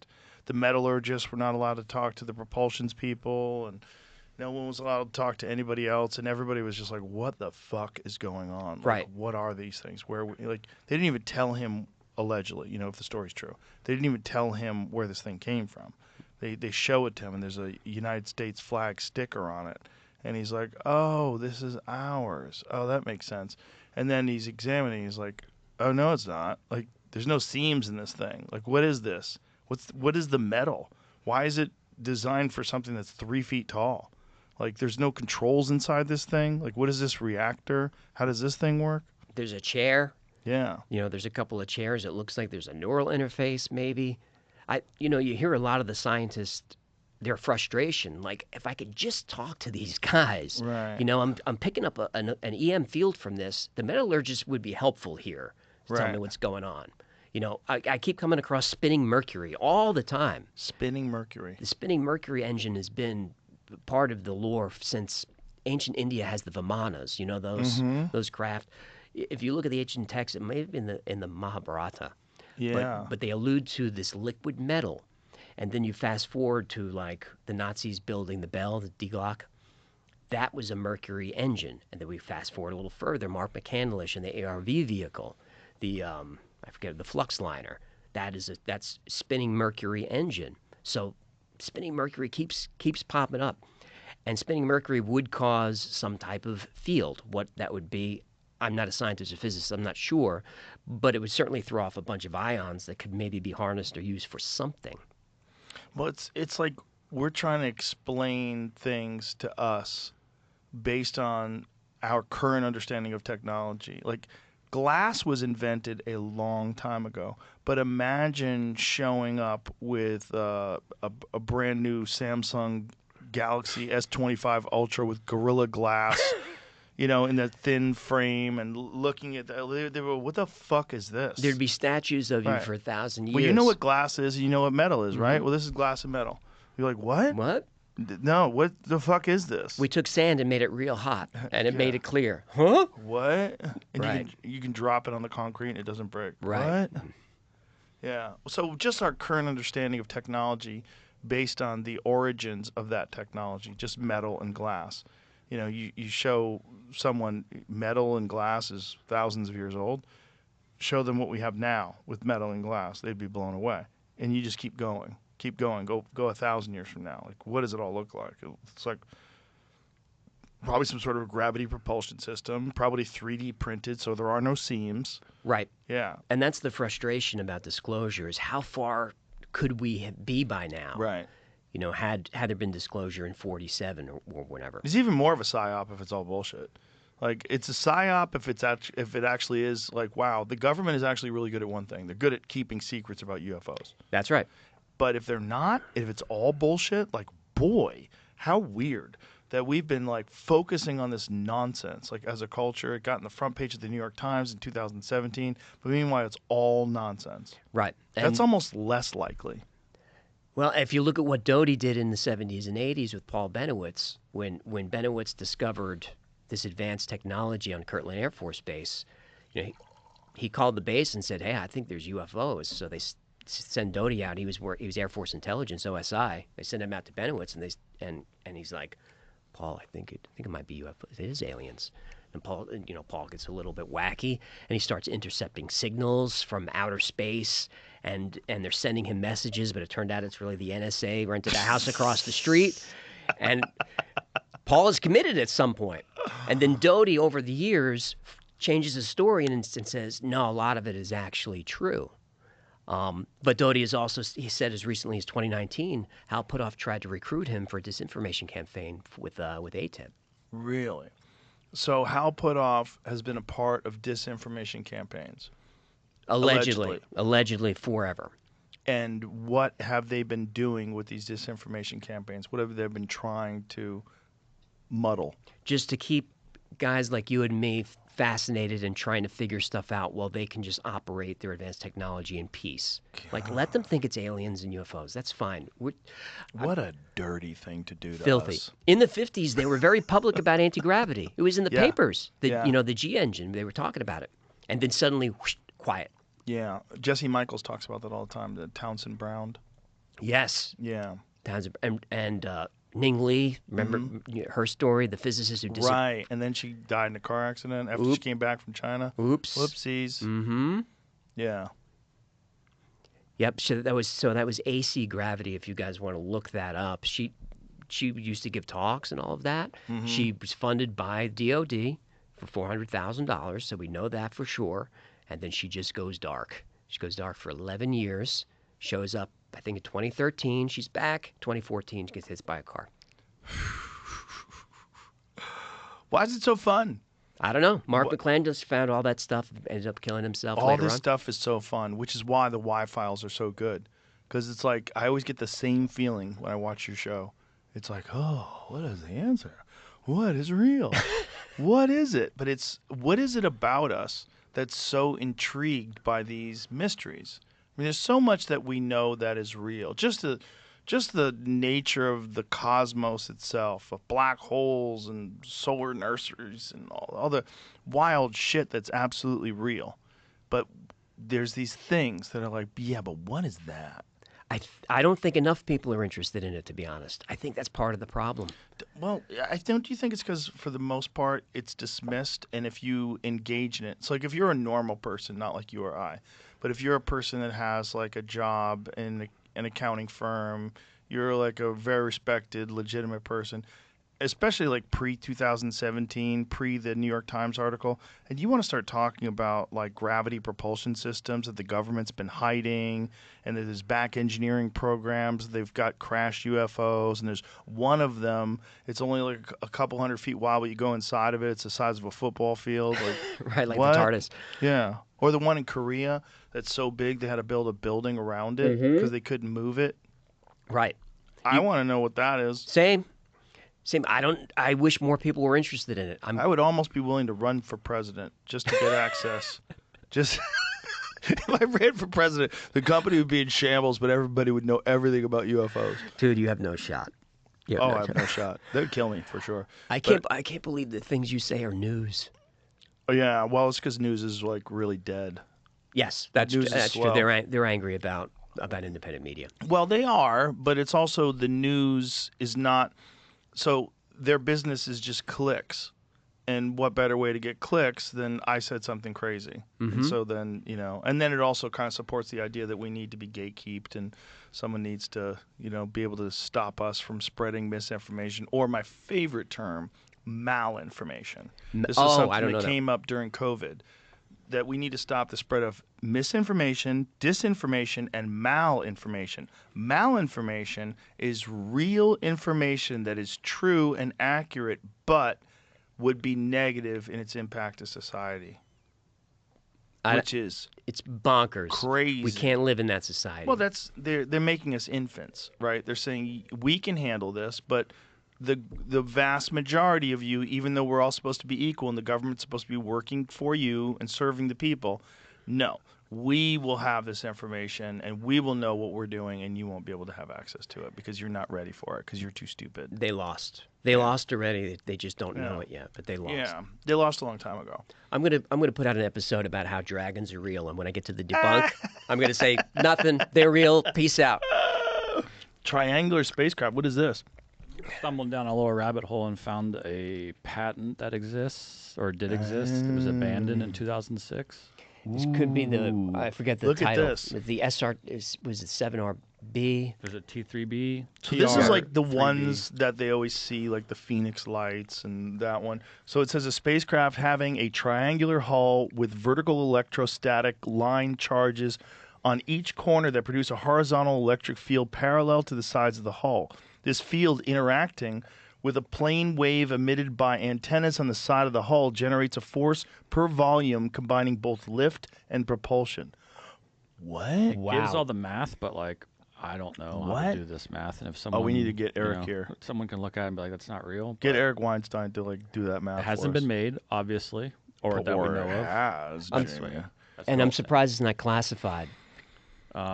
There's other, according to this article, that's where I found it. There's what it was about the T3B thing. Right. So that's a real experimental aircraft. Does America have a reverse engineered UFO?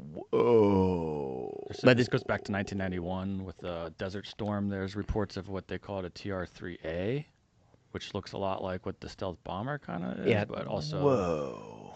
Yep. no confirmed. TR-3B is said to be like nothing we've seen before. This was what I got to from Liquid Mercury. I was trying to find stuff about it, and there's theories that people say that like this is probably what they're running off of. It's supposedly could powered be. by a reverse engineered anti-gravity drive that was recovered from a crashed alien spacecraft. The TR-3B is where reports of UAP performing seemingly impossible aerial maneuvers intersect with stories about very real aircraft. Read the next paragraph. There are lots of claims over the internet about TR-3B's anti-gravity drive, most of which include using nuclear power to rotate highly pressurized mercury to produce plasma and in turn a gravitational field. Whoa. Something about the mercury. Have you ever heard Eric Weinstein talk about this? There's a college in upstate New York that has an incredibly overqualified physics department, and they're attached to a hedge fund that does Bernie Madoff type numbers. Yes. And he thinks the whole thing is a cover for some sort of advanced physics that they have been keeping a lockdown on. And it would make total sense. I mean, SRI would be another good example of that, right? Where Hal was in the 70s, with Project Stargate and all of that, and Stanford. Yeah. The idea that the government can't keep secrets, like, what about Epstein? What? Come on. People ask me all the time. That's in front of everybody's face, and they've kept the list a secret. We're never going to see the list. Stop asking me. You're not going to see the list. Why not? Because all your heroes are on it, and they're on it a lot. It's never coming out. Yeah, and I have a friend that thinks like a lot of the world events that you're seeing, one of the reasons why people support it is because of Epstein, because of the list, because people are compromised, because no one can talk about things, which is like really wild. So the government can keep some secrets. Manhattan Project was yes. secret. They did a great job with that, and that was one that, it was a race between us and the other foreign powers. They were all trying to come up with a nuclear bomb first. We did it first. The idea that there's no way that we could have some sort of advanced propulsion system and that modern physicists would be aware of the state of the art and they would tell you, yeah, no, this is not possible. I don't think that's correct. I think you could probably, if you were working on something and you had a very specific hierarchy and you were really good at compartmentalization and you were recruiting these people at a very early stage in their career, people with promise, these geniuses, giving them a very high salary, a prestigious position, but then everything's locked down. Cell phones, email, they're under constant surveillance, and if somebody steps out of line, like the lady in Maryland, the Chinese lady. Yep. And a lot of them. Yeah. A lot of them go that way. Yeah. I'm skeptical about a lot of the whistleblowers, especially the ones that come out of Air Force intelligence and all that. Me too. Even when I'm talking to them, I'm like, Well, I mean, I kind of have that needle of skepticism, and it starts with, do you have a background in intelligence? Yes. Right. Military intelligence, Yeah. Air Force intelligence. Yeah. Are you still on the payroll? Right. Did you get your information cleared from the Pentagon? Yeah. Do you have a book? Yeah. And it all goes.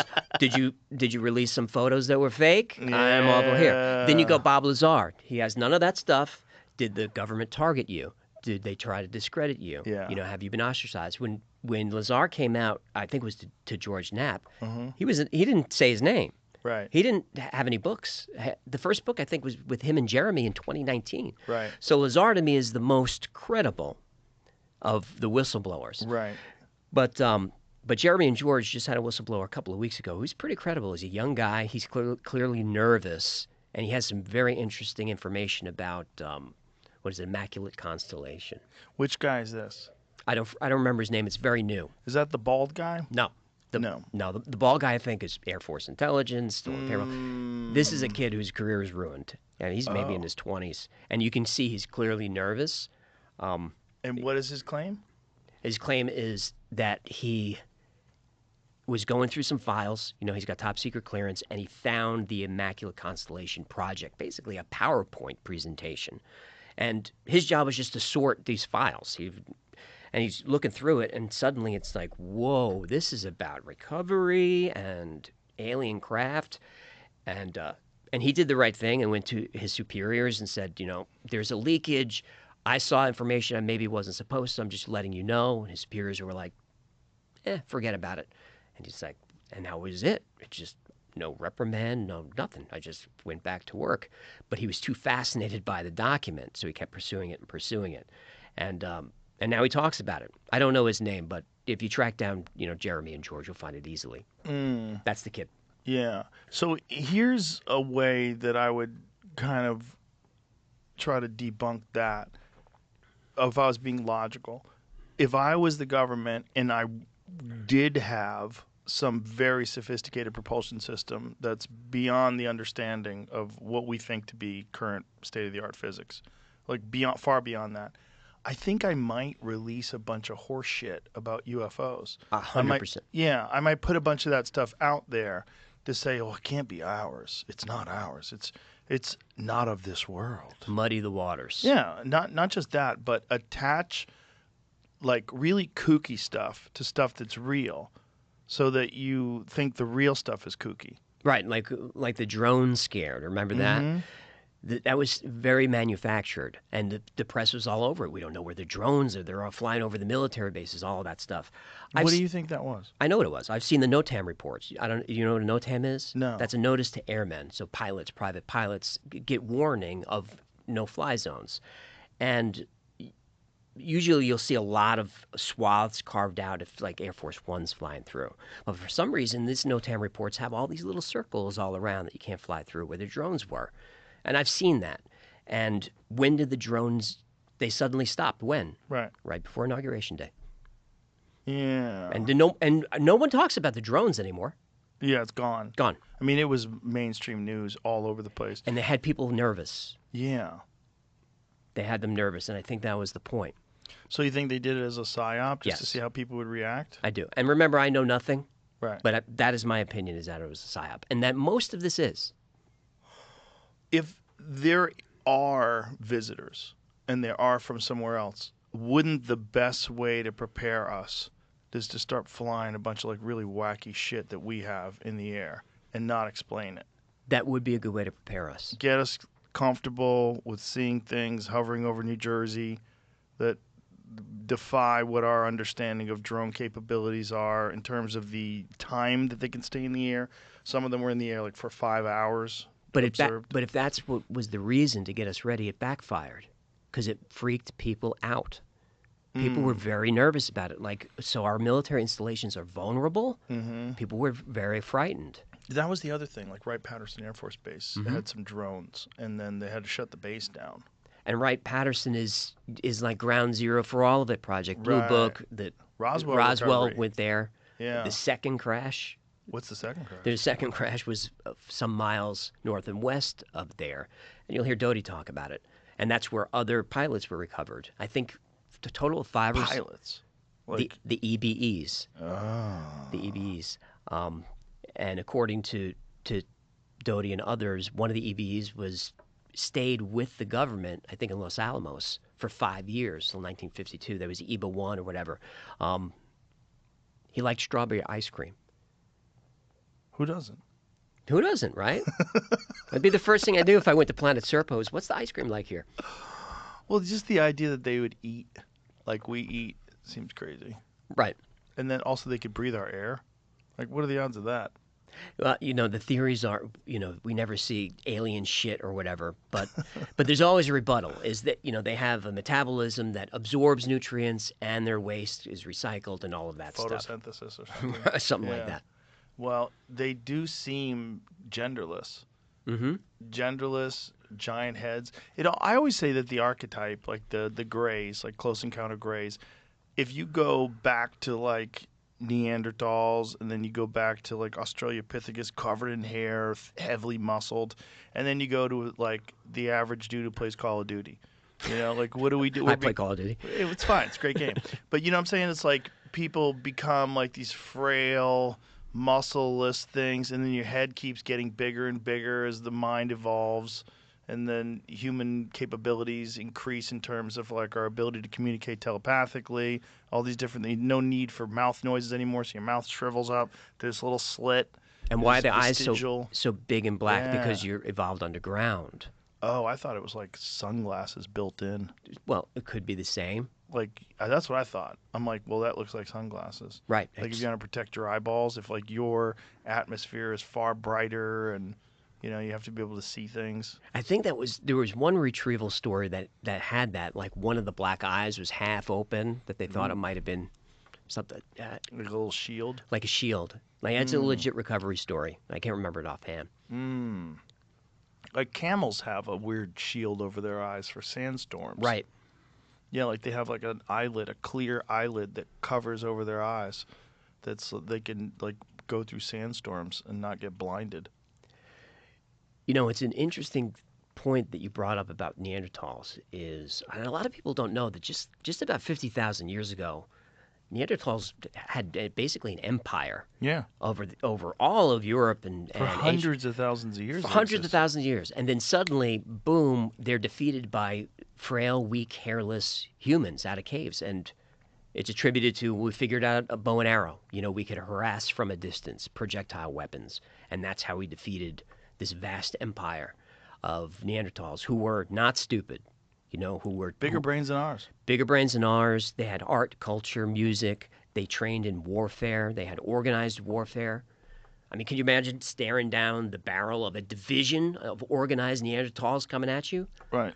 Like essentially super athletes Yes, with chimpanzee-like strength. right. And speed Yeah. and intelligence. And we came out of the caves and defeated them. Okay. And eyes so large that they think their eyes might have been able to see nocturnally. Mm-hmm. Yeah. I love that episode you guys did on Neanderthals. You debunked it at the end, but the idea that they were like more ape-like than they were human. They looked like Dark these skin, monsters, yeah. dark skin, fangs. And Yeah. That was a cool episode. They're Yeah. mostly debunked, but yeah. But I mean, there probably was some hunting of humans. For sure. And when you're dealing with something that's a far superior physical specimen, Yeah, when you much denser bones, Sure. much stronger than us. And when we know that we have some of their DNA in us, and it's when you hear, oh, we interbred with them, that's not precisely how it went down. Most likely, it's most likely the women were carried away. That's how the interbreeding happened. Yikes. Uh-huh. Yikes. Or horny men and some lonely Neanderthal lady. Some dudes like a big lady. There's Yeah. no shame in it. Yeah, a big, thick one to They make you just- some fucking warrior children. That's it. Just want to be cut. Someone's just got dense bones. I'm looking for a lady with a dense head. Let's have a dense baby. Yeah, what does their fucking language sound like? I don't know. It's like we used to think of them as being really stupid, and until they realized that their brain mass is actually larger than ours, and they were capable of language and all these different things. Like, okay, like how did we beat them? I don't know. That is a puzzle. Yeah. The answer is projectiles. Well, it kind of makes sense. I mean, if we were the only ones to figure out bows and arrows and atlatls and all that kind of stuff, It would work. maybe, yeah. Especially if we organized, But you But could still. still overwhelm you Mm-hmm. can overwhelm a few archers we would just throw bodies at it. Mm-hmm. Warfare's been fought like that for humans forever. Just Maybe their overwhelm. language is too crude to allow for that kind of communication, like to strategize. And you know what I'm saying? Like maybe their language is like very crude, normal day-to-day stuff. I'm hungry. I want to fuck. Like let's Right. kill these people. It was not complicated enough to say like we got an issue here. Like, Right. here's the issue. We got to get around them from the back end. You know, and you guys got to distract them from the front. And this is what we'll do. You know. I mean, that's the only thing that makes sense. Yeah. But it still doesn't make complete sense to me. Well, why were their brains bigger than ours? That's the weird one. Like we associate larger brains with more complex thinking. So why would what we think of as the most brutish version of human beings? I don't know, but don't Neanderthal brains, even though they were larger, had fewer convolutions. So Oh, really? Do we know that? that's part of my research, which most of it's bullshit, but that's what I read. Large brain, but not as powerful.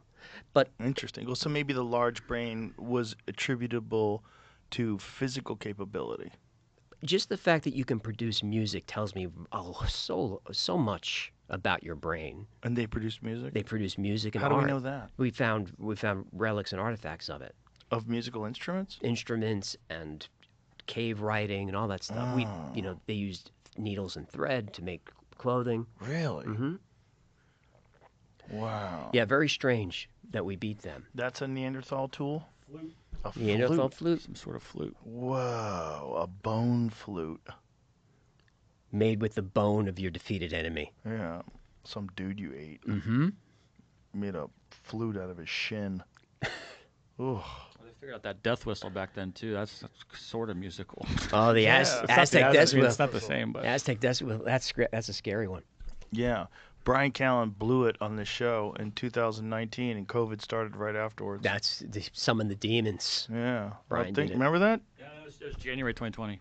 Oh, It okay. was like weeks before. Weeks before the lockdown? COVID was already here. Might have even been closer. I think COVID was already here by then. It's like with the anti-gravity. Why can't we cooperate with the Chinese? Yeah. Nope. No. Well, we No. kind of we know how to do that. Yeah. Yeah.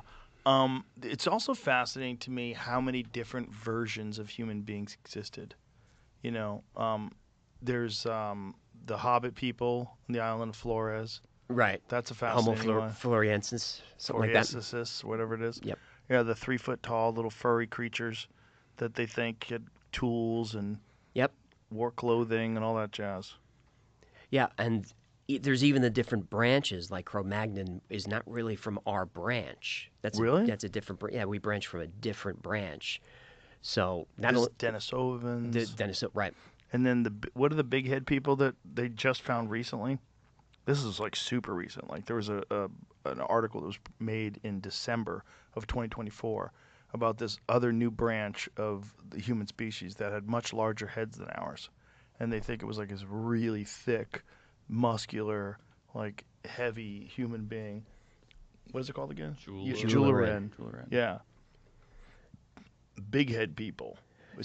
Yeah. So they disappeared around the same time as the Neanderthals 50,000 years ago. Have you seen the images of what the reconstruction? Go to some of the drawings of what these people look like. They look fucking insane. Were they taller? I do not know. I don't know how tall they were, but they look fucking cool as shit. Yeah. There was like a jacked one, wasn't Yeah, that's the one I want. Nah. That's one, but that's not the one we were looking at. We were looking at one that theorized that it was completely covered in hair. Interesting. Yeah. Big. So this is a very recent discovery. So how many? This is the thing. I think something like 90% of the species that have existed, we don't have fossils for. But 99% of the species ever existed are gone. Right. But fossils are very difficult to happen because it has to happen in a mudslide. Somehow the body has to be preserved and it's mineralized. Right. I don't know how many dinosaur complete fossils we have. Of like a T-Rex, I don't even think we have a complete one yet. But 1 or 2 billion T-Rexes lived and died on the planet. We have a couple of skeletons. Right. Billions. Right. Yeah. And it just makes you wonder when they're finding things like this in 2024. How many are yet to be discovered? I mean, how much of the ground's surface has really been excavated to a very high level? Right. Yeah. Very little, and it's very difficult to even dig there. I mean, what's happening in Turkey is a shame with Göbekli Tepe. Just paving over it and planting orchards on top of it. They've taken down the orchards. They They've did? taken down the olive trees. The problem with that was that, and this is Jimmy Corsetti had talked about this long ago, that the issue with them doing this is the roots are going to destroy the artifacts below. And they're like, no, it won't. And then turns out, actually it is. So they had to pull them.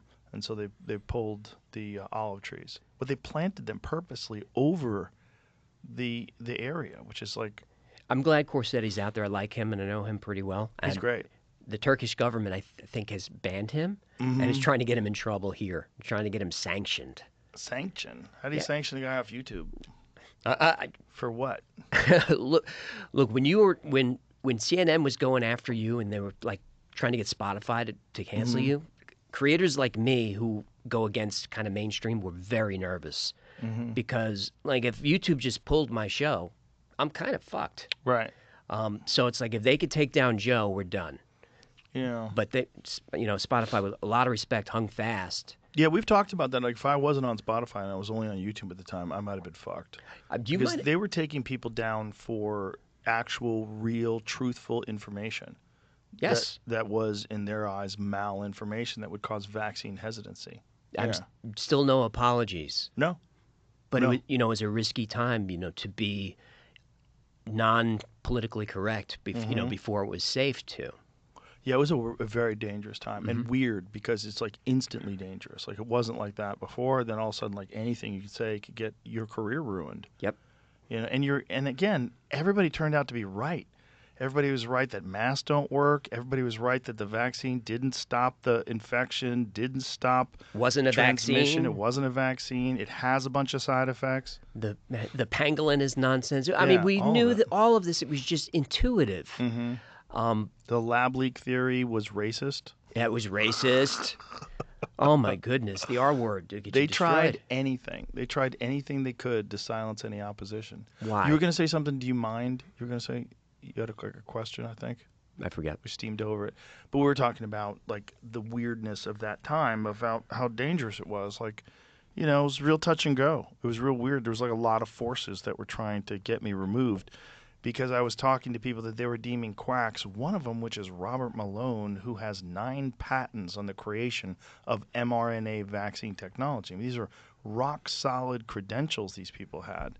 They weren't kooks like Jay Bhattacharya. All these people are Stanford, MIT, Harvard, all the people from the Great Barrington Declaration. These are the legitimate researchers and scientists that didn't agree with the narrative, and they were getting them removed from Twitter. And they had awards through their careers, Yeah. highly revered and respected, and then suddenly, no. It didn't matter because these people, unfortunately, had a conscience, and they were saying, well, this is not what I know. I am an actual expert, and I do not think that the information they're giving out is correct, so I'm going to speak my mind. And and then there's also a concerted effort by Fauci, and his group to go after these people and to Yes. attack these people publicly.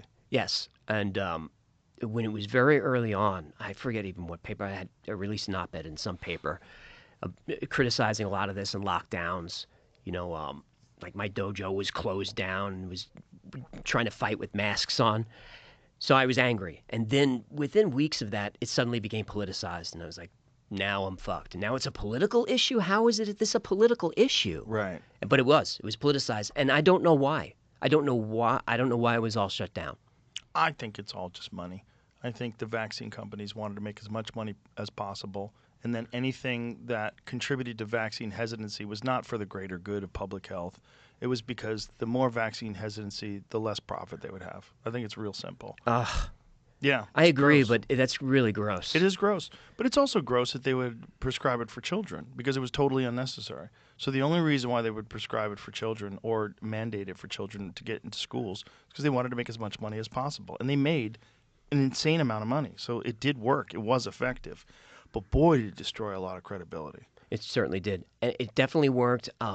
Where my wife was working, it was a mandatory vaccine situation, but she was working remotely, so didn't really have to get it. But I can see that the narrative was starting to catch with her. And I'm like, honey, hold fast. This is a story. It was a left-wing company, and they're just following the narrative. They don't just hold fast. Don't get that shot. And she didn't. Yeah, luckily. I know people that did, and I know people that have real fucking problems right now. Same. Yeah. Like they got long COVID Yeah. suddenly. Yeah, and it's weird that long COVID is something that mostly affects people that have gotten vaccinated, but they want to call it long COVID. They don't want to call it vaccine injury. Nope. It's just, the whole thing is like very creepy because it just shows you if something is like very clear and obvious and it's a real disease and we know the origin of it now and we know that all this stuff has been done to obscure it, how many other elements of society, how many other stories that are in the news have also been distorted and twisted around in order to promote a very specific narrative? And how effective have they been at doing this? It's not like this is the only time they've ever done this. So COVID was kind of a window into disinformation and about how the government can use these ploys and manipulation and, using these tactics of humiliating these established scientists, ruining their careers, attacking their credentials. And what other things have they used these on? What other, geopolitical aspirations have they masked in all this bullshit? Like, the whole thing is just like, it's very disconcerting to find out that the people that have been running the country are super comfortable with lying. Here's the good news, is the irony of COVID is the forces that were forcing us to be locked down and stay home gave rise to independent creators and journalists and independent thinkers and folks like you. And because of their forcing the lockdowns, they destroyed their own industry. Yeah. And there's no going back. I mean, I haven't watched MSNBC or Fox News in years. And you turn it on, it's like, oh, this is just, I hear the same stuff from the left and the right. I just hear the same stuff. I get my news from YouTube, from all different sources, and that's what I want. And they destroyed their own industry. Yeah, and it's interesting to see, like, what is it going to look like, 5-10 years from now? Because 5-10 years ago, you never would have imagined that CNN would lose all its credibility. No, we watched, Desert Storm on there. Everything. Yeah, Everything. Always. When you wanted to get the news. And it was always, also, CNN was thought of being as this, like, sort of nonpartisan environment for the news. It just showed you what the news was. And then somewhere along the line, it became very editorialized, very opinion-based, and very, these people telling you to do your own research. Do not do your own research. Like, imagine saying don't read. Right. Don't read. You're not smart enough, AJ. Right. You think you can go read? Right. And absorb information. You're not smart enough to absorb information. Leave that to the experts. Don't listen to Rogan. He takes horse pills. He got that from his doctor. Well, it's also calling it horse dewormer was so stupid It because was so everybody knows stupid. it's used on humans. Oh, ivermectin's in my cabinet. But it's just a simple Google search would tell you that something's wrong. That's required medication for Yeah. Foreign Service.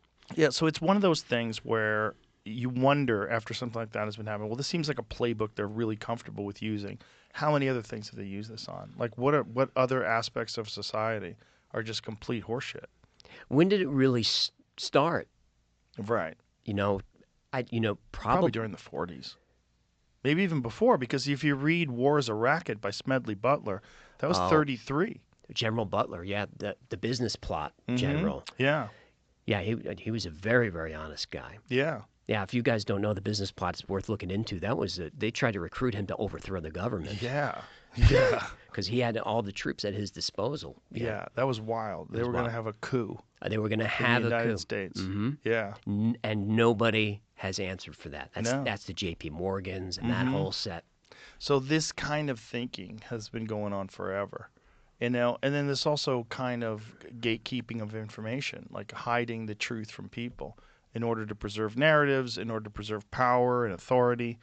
Well, let's go back to Butler for a quick second. You've got Tesla, who gets funded by J.P. Morgan to create wireless technology, but Tesla gets a little ambitious and says, I'm going to do wireless communication, but I'm going to take your $150,000. I'm going to do wireless energy, and we'll do free energy around the world. And Morgan's like, how do you put a meter on that? Tesla's like, what do you mean? This propel mankind forward.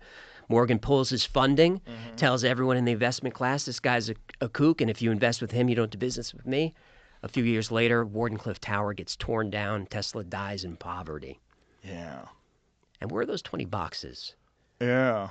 And why was the government so quick to respond to that crime scene? Yeah, they showed up at that guy's house quick. They Yeah. gathered up all that information. I wonder what they got from that. Uncle John Trump there was in Yeah. charge of that. Right. What did they Yeah. get in those boxes? Donald Trump's uncle reviewed Tesla's death ray secrets and found mysterious royal letters. I think Boy, he looks like a Trump, doesn't he? he kind of does. That's And what Trump would look like if he didn't do the comb over. wasn't he working out at Wright-Patterson as well Was he? for this? Dun, dun, dun. Wright-Patterson is a weird place. Like, they think that that's where one of them is. Yes. Yeah. You know the Nixon story with Jackie Gleason? I know that Gleason was into UFOs. Tell the story. The story is Gleason got into UFOs because him and Nixon were drinking one day, and Nixon was like, "You want to see some shit?" I wish I was drinking with that. Can you imagine? And then he takes him, he flies him out to wherever the base is, and shows him a crashed UFO and these bodies that they have in freezers. And it was Wright-Patterson? I do not know. I do not know. I don't know if Jackie Gleason ever said. The story came from Gleason's wife, and it was an article in some sort of a magazine. But then there's the house that Gleason built in upstate New York that looked like a UFO. Like Gleason built a home.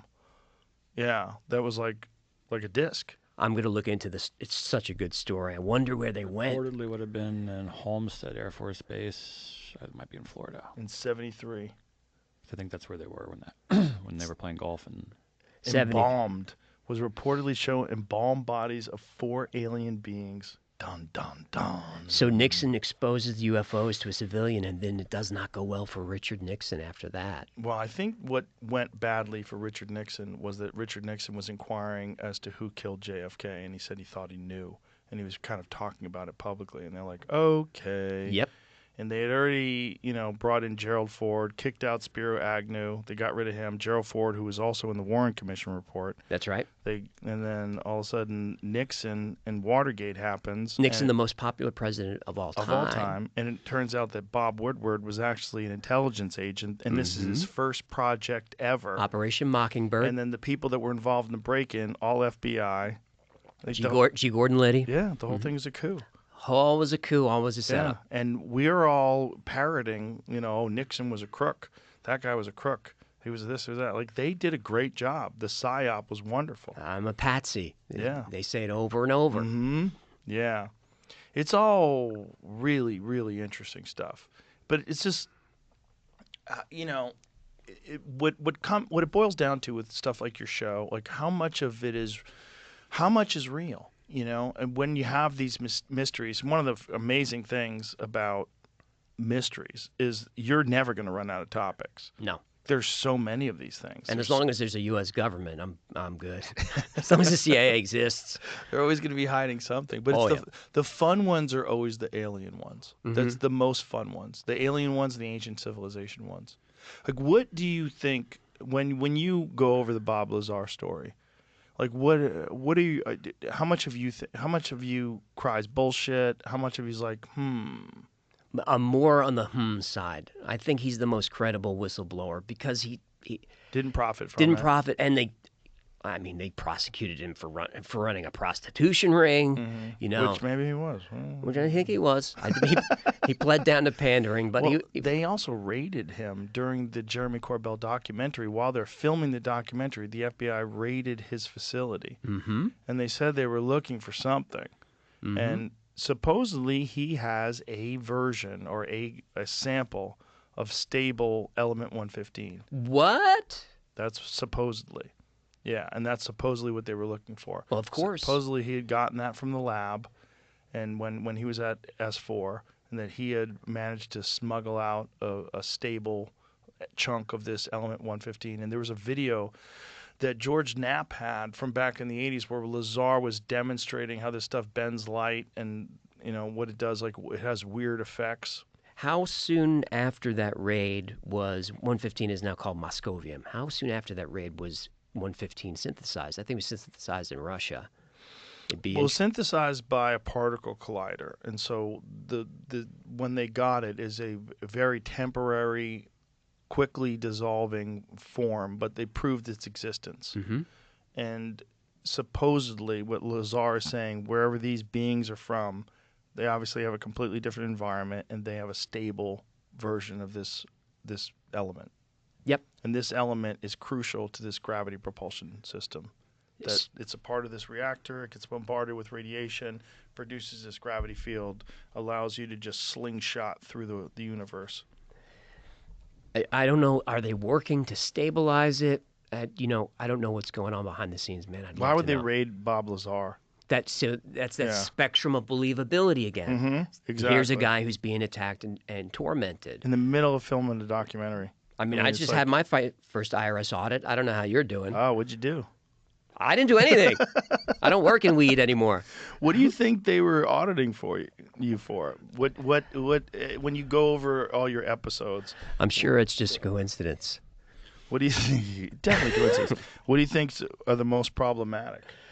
Most problematic for me are probably the CIA ones. The one I did that ended with the Agent Orange kind of expose was a kind of a dangerous one. It was the dark history of DARPA and all the bad stuff that DARPA's done since its founding. It's done some horrible stuff. And that was an episode I was afraid to release. There's been a couple of those. Really? MK Ultra is kind of afraid to release because I name names. A scary one was how Lyme disease might have been a lab leak. Yeah, that's a weird one. Bobby Kennedy fully believes that. It was Eric Traub was like the chief Nazi biowarfare specialist that was brought here, Operation Paperclip, and we do know that there have been some studies done where they were trying to devise diseases that they could aerial spray, whether it's through bugs or something, onto a population, overwhelm their medical system so they'd be easier to defeat. That's documented. The entire enemy super weak, everybody's weak over there, and then also documented is some ticks got out. Dun, dun, dun. Dun, dun, dun, some ticks got out. So it's, when you look at Lyme, Connecticut as ground zero and it just spreads from there and there was no Lyme disease before, that's a scary one to release. Yeah. But whenever I get into Operation Paperclip, I always hammer home. These are Nazis. Werner von Braun is not a hero. He's a hero, but he's not a hero. A lot of these guys, these are all evil dudes. And most of the Operation Paperclip was just bringing over intelligence assets. They don't like talking about that. It's the 1,200 scientists that we learned about. It's not the 6,000 intelligence agents that just lived here until the 70s and 80s. Right. All with their fucking dueling scars on their faces. Mm-hmm. Scary looking dudes, like right out of Indiana Jones. Right. SS on the shoulder. And that's what was a part of NASA. That was running NASA. Right. Werner von Braun was an actual Nazi, and he was the head of NASA. And SS Nazi. Yeah. So the V-1 rocket program killed 3,000 people in London, but killed 30,000 Jewish slaves building the rocket. 10 times more people died building the thing. And if you didn't work hard enough in the rocket factory, they would just hang you from the rafters. But von Braun said he didn't know anything about it. And all of his team said, we didn't know anything about it. Okay. Well, that's convenient. Well, every time I bring up someone who's from there, I just remind everybody, these are Nazis, these are liars, these are bad dudes. That doesn't mean, they didn't do amazing things for America, because you could do both. Yeah, that's what's weird. The V-1 rocket eventually becomes Saturn V, which takes us to the moon, allegedly. Allegedly. That's the allegedly. Yeah, that's my favorite one. Same. Did you ever see the episode I did with Bart Sabrell? Yes, and I talk to Bart from time to time. He's all in. All in. For decades. Eventually, I'm going to do a conversation podcast, and he'll be one of the first guys I have on. I had dinner with Bart Sabrell in the year 2000, 2003 or something like that. I had dinner with him in Los Angeles. I had seen A Funny Thing Happen on the Way to the Moon. What year was that? Great documentary. Released? What year was A Funny Thing Happen on the Way to the Moon released? So it was shortly thereafter. Somehow I do not even remember how I got connected with him. But we had dinner in Los Angeles at this Italian restaurant. I sat down with him. 2001. 2001. Yeah, so it was probably around 2003 that Bart and I had dinner. And then, 22 years later, I had him on the podcast.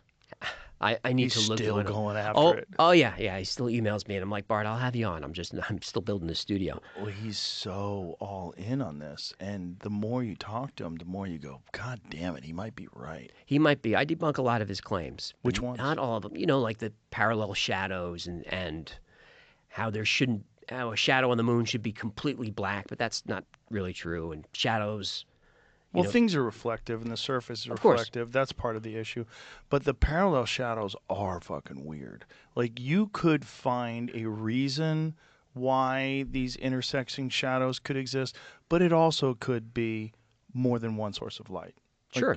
There's a lot of weirdness to it. And shadows are not parallel. They don't work that way. Shadows disappear to the horizon. Right. You know, there are no parallel shadows. Right, but going in completely different directions is very odd. It's odd, It's but very odd. That's not nearly as odd as I mean. There's so many different things. You know, there's so many things like how goofy it looks when that craft lifts off from the moon and takes off into space. And it's wobbling around like it's on a fucking string. it looks like it's on a string, and it you know looks so fake. the camera tracks it nicely. Yeah, pans. but it's From where? from Houston? Earth, from Houston with Yeah. the 7-second delay or Yeah. whatever How about the fact that Nixon is on the phone with them in real time. in real time? Like, you know what kind of delay there would be with 1969 technology communicating? Like, one of the reasons why Gus Grisham, you know, there's the big theory is that Gus Grisham was murdered because he wasn't willing to go along with it. Gus Grisham hung a lemon on the lunar module because he wasn't able to communicate with the tower from Earth. The communication system wasn't working. And he's like, this is a fucking lemon. And he puts a lemon on a coat hanger and hangs it on the thing. And then, Well, let's go back and look at the original films, and maybe we'll learn something. Oh, they don't have them anymore. Gone. They're gone. They don't what know. about the telemetry data? That's really important. Gone. With the episode I did on the moon, which is a fun one, I even have a NASA scientist saying we don't know how to redo the technology. We just lost it. Yeah. Didn't write anything down or nothing. And All right. then there's the reality of the Van Allen radiation belts. That's true. That it could be explained scientifically. Can it? The radiation is high particles, high voltage, all that, but they're spread wide apart, so you just got to go really fast through them. Right, but it took hours to get through it. It did, but they still were moving fast. Or Look, it would kill everybody. Or it would kill everybody. and This that's is one why of these nobody theories. but the Apollo astronauts ever got through that. What I always say is, like, they never even flew a chicken through that shit and had it come back alive. No. And they're just going to try it out with people? Laika the dog did not survive All right. when they threw Laika up there. Well, how about Operation Starfish Prime, where they shot a nuke into there to try to blow a hole through it, and it wound up making it more radioactive? Of course. They thought they were going to blow a hole Right. in the Van Allen radiation belt so they could just pop through that hole. Right. And now, thanks to that, we've got the South Atlantic anomaly where there's just no protection anymore. We appreciate all that. They Crazy. blew out the power in Hawaii. Right. Yeah, they fucked up the grid. They were detonating nukes in space. Really crazy. People in the 1950s and 60s were buck wild. They were. They had so much power. There was no internet. There was no oversight. And they were doing things that were completely new, like nuclear bombs. And they're like, let's see if it does this. Even Oppenheimer, they didn't know it was going to happen. They had a more than 0% possibility that it was going to cause a chain reaction that would destroy the entire environment of the Earth. Yes. And they were like, let's see. Well, we got to try There's it. only one way to know. Mhm. Just Right. detonate it. And something like Bikini Atoll, which I think was Castle Bravo, was like 3 times more powerful than they thought. You know, it's like Yeah. we're going for 10 kilotons, but we got 30. Dude, you got to carry the one. Be careful. Be careful. Just be careful. Carry the one. I don't even know why we messed with it. Yeah, it's too late. Too late. The genie's out of the bottle. So if you had a bet, if you had $100,000 and you can bet, we went to the moon, we didn't go to the moon. Now, that money's not enough. But gun to the head. Gun to the head. Gun to the head. We went to the moon without people. That's what I would go with. But let me preface by saying, my head, I'm like a bobblehead. I go back and forth, and I can be convinced one way or the other. It's a very complicated issue. Like, I can be convinced both ways. There's also the weird footage that looks like they're on wires where they're pulled up when they fall down. You could see the Yeah. reflections. Yeah. Yeah, I get into Weird. It's a good episode. I get into all of that. I cover Bart. Buzz Aldrin knows how to throw a shot. Kind of. Didn't get his hip into it. Old shoulders. But it's also the thing is that like every other technology from 1969 is cheaper, easier, and faster to reproduce today, except the moon landing. Right. That no one has ever done it again. No one has ever even been to deep. Not human beings have ever even been to deep space. There's no. I don't know why. You know, if we could 3D print anything, why don't we send the 3D printer up into orbit, and then every time Elon launches a Starlink, just bring some substrate, bring some wire, and just deliver it there. Every time, because you're going to do 10,000 of them. Just bring some wire, bring some aluminum, and we can just build the stuff in orbit. We don't have to worry about escaping gravity. Just build stuff up, 3D print stuff in orbit. It sounds a little more complicated than you're making it out to be, but I see what you're saying. You know, the film footage, the lost footage that Sabrell had is also very compelling, where it looks like they're filming the moon from, 30,000 miles out, but then when they pull the covers off the windows, it shows you they're actually in near Earth orbit. It fills up the whole window, and they even say in that film, we've got the camera right up against the window. Right. No one can get in between it. But then someone walks in Someone between walks the camera by, and the and thing. then you see what looks like a piece of plastic go whoosh, Yeah. and then everything opens up. That's a hard one to explain. It is And not for public display. not for right. That's Yeah. absolutely right. And also, the why would you ever delete all of the original film? Why would you destroy the original film? Why would they lose the telemetry data? And we don't even have a direct feed because they broadcast the feed on a wall and then pointed a TV camera at the wall. Yeah. And that's what we see. Yeah, that's why it looks so shitty on Right. television in 1969. Because the networks were like, hey, can we get the live feed? And NASA's like, you don't need that. It's so weird. It's weird. It's a weird one. It's also just weird that we keep saying we're going to go back and we still never even get out of Earth's gravity or never even get out of Earth's atmosphere. Or Earth's orbit, rather. As soon as the Chinese start mining like helium-2 or whatever, we'll get there. And people always say, "Oh, well, there's photographs of the lunar lander on the moon. You can see it." Like, how'd they get that buggy up there? How'd they piece that buggy together in Yeah, that little tiny ass fucking lunar module? Because you can see the tracks up there, if you believe the stuff. Right? What does that mean? How easy is it? There's video of me selling Kentucky Fried Chicken. Oh, I got to look that up. There's like, you know what I'm saying? I There's got to like, write that down. It might not even be Kentucky Fried Chicken, but it's like there's AI video of me hawking all kinds of stuff that I've never even seen. I know, you show up in my feed. I'm like, oh, he's selling chicken. It's all fake. But- But that is easy to fake because it's blurry nonsense photos. In my episode on the face on Mars, I show exactly how NASA copy and pasted cloud formations. You literally see it's the same cloud formations. And then you see the Mars photos. They copy and pasted chunks on Mars. They did that. Like, I didn't make that up. I just What do you mean by that? They copy and pasted chunks on Mars. You've got this Martian rock face. Or whatever. Cydonia. Cydonia is where the face was, and the alleged city, and What all about that kinds of square? And the square's crazy. The And square, but that's a recent one that we've been seeing. Yep. That one's nuts. Cydonia was one of the original landing places, and they changed it at the last minute. Why? Land there and go to the face. Let's see, because if you don't know the story about the face on Mars, the first images, it does look like a face, and then suddenly the images got blurrier, and then it was just kind of a plateau. It was, pareidolia. It wasn't really a face. Right. Well, then land there.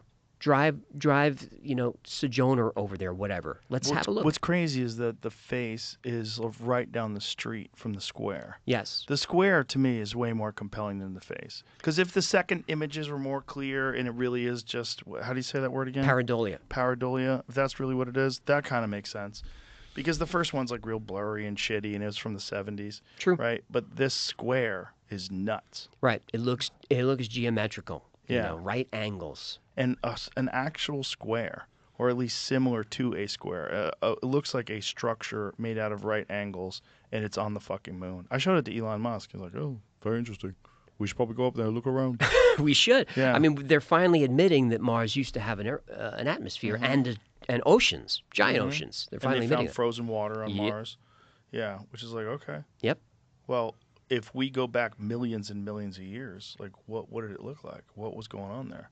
Remember, they sent Joe McMoneagle to remote view back on Mars. Oh, what did he say? He said he saw giant, tall beings there in a very advanced society. And Joe McMoneagle, part of the Project Stargate remote viewer, so that he goes into his thing and he's drawing the aliens and the cities and all of that. But he didn't know where he was looking. They wouldn't tell you at first. And then he's done. He comes out of his trance or whatever, opens the envelope, and it says Mars with coordinates 1 million BC or something. He said he saw stuff. And Stargate, again, Ingo Swann saw all kinds of stuff on the far side of the moon, which I don't hear covered a lot with Ingo, but he remote viewed the moon because he always wanted to do more stuff. He's like, I don't want to look at a bridge. I want to go to the moon. And he said he saw structures on the far side of the moon that sound a lot like Carl Wolf disclosed in 2001. What did he disclose? Carl Wolf, Air Force airman. He's basically a technician. Think of a Xerox repairman. He has to fix some imaging equipment for NASA/DOD. It's images from the moon surveyor. So he goes in. It's a dark room. The guy's working there. The guy's like, Carl, look at this.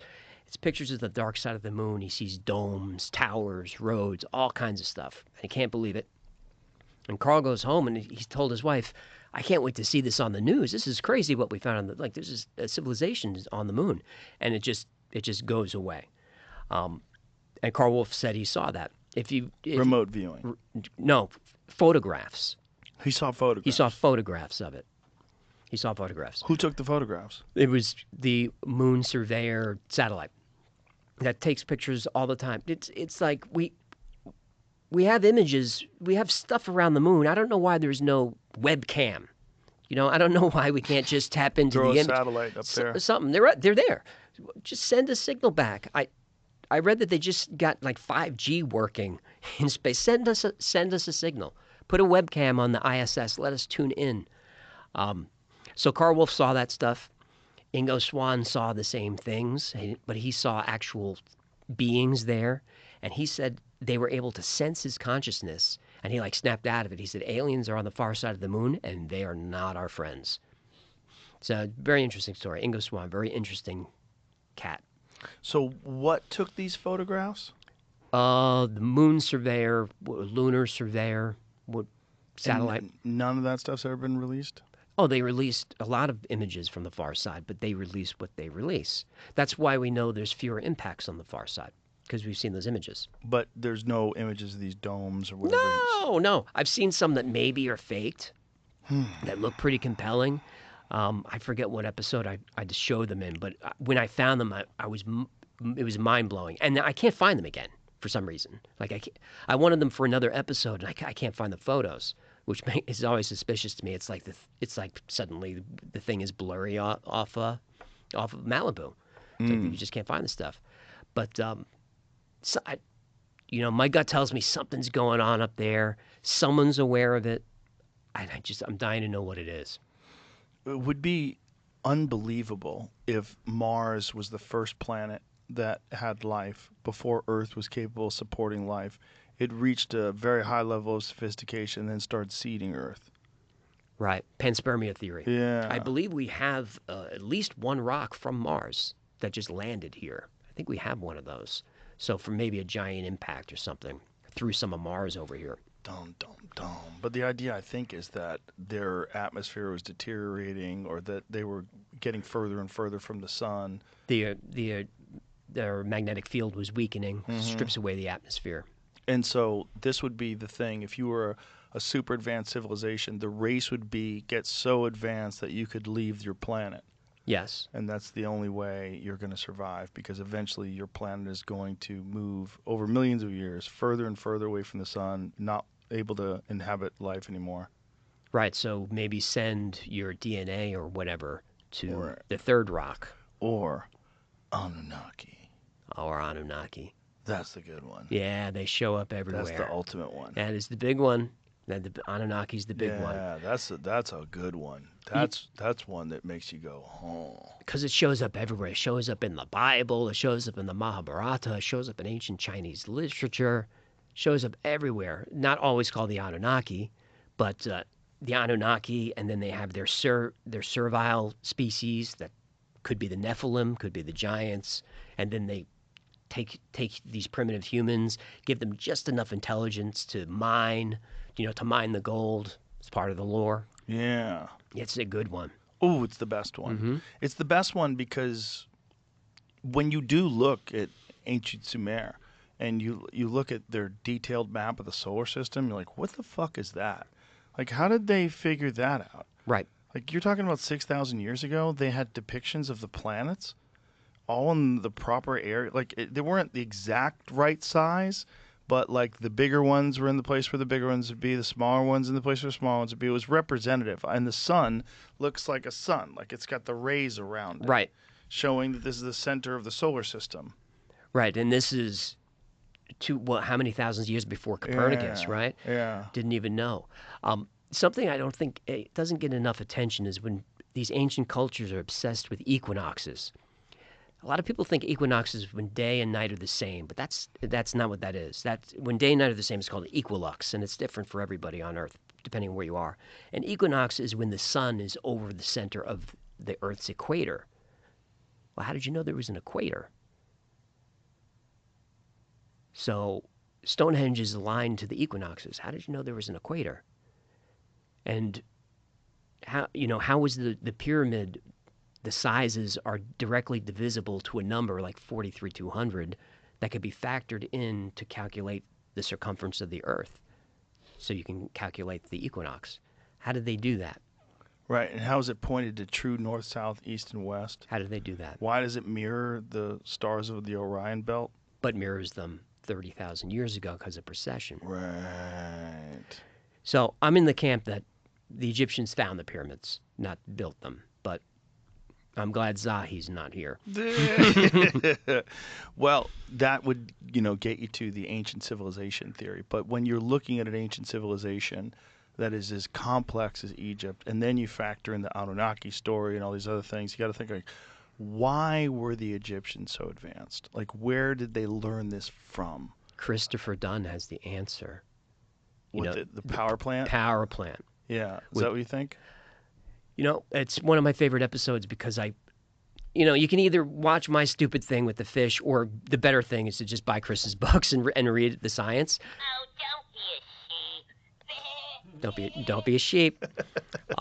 The next one's gonna have taxes are theft. For people who don't know, if you haven't watched the show, Hecklefish talks shit from the aquarium during the entire show. It's really a funny little. It makes the show fun because it's like shows you're not totally taking it seriously. Right. You have a talking fish who talks shit to you the entire time.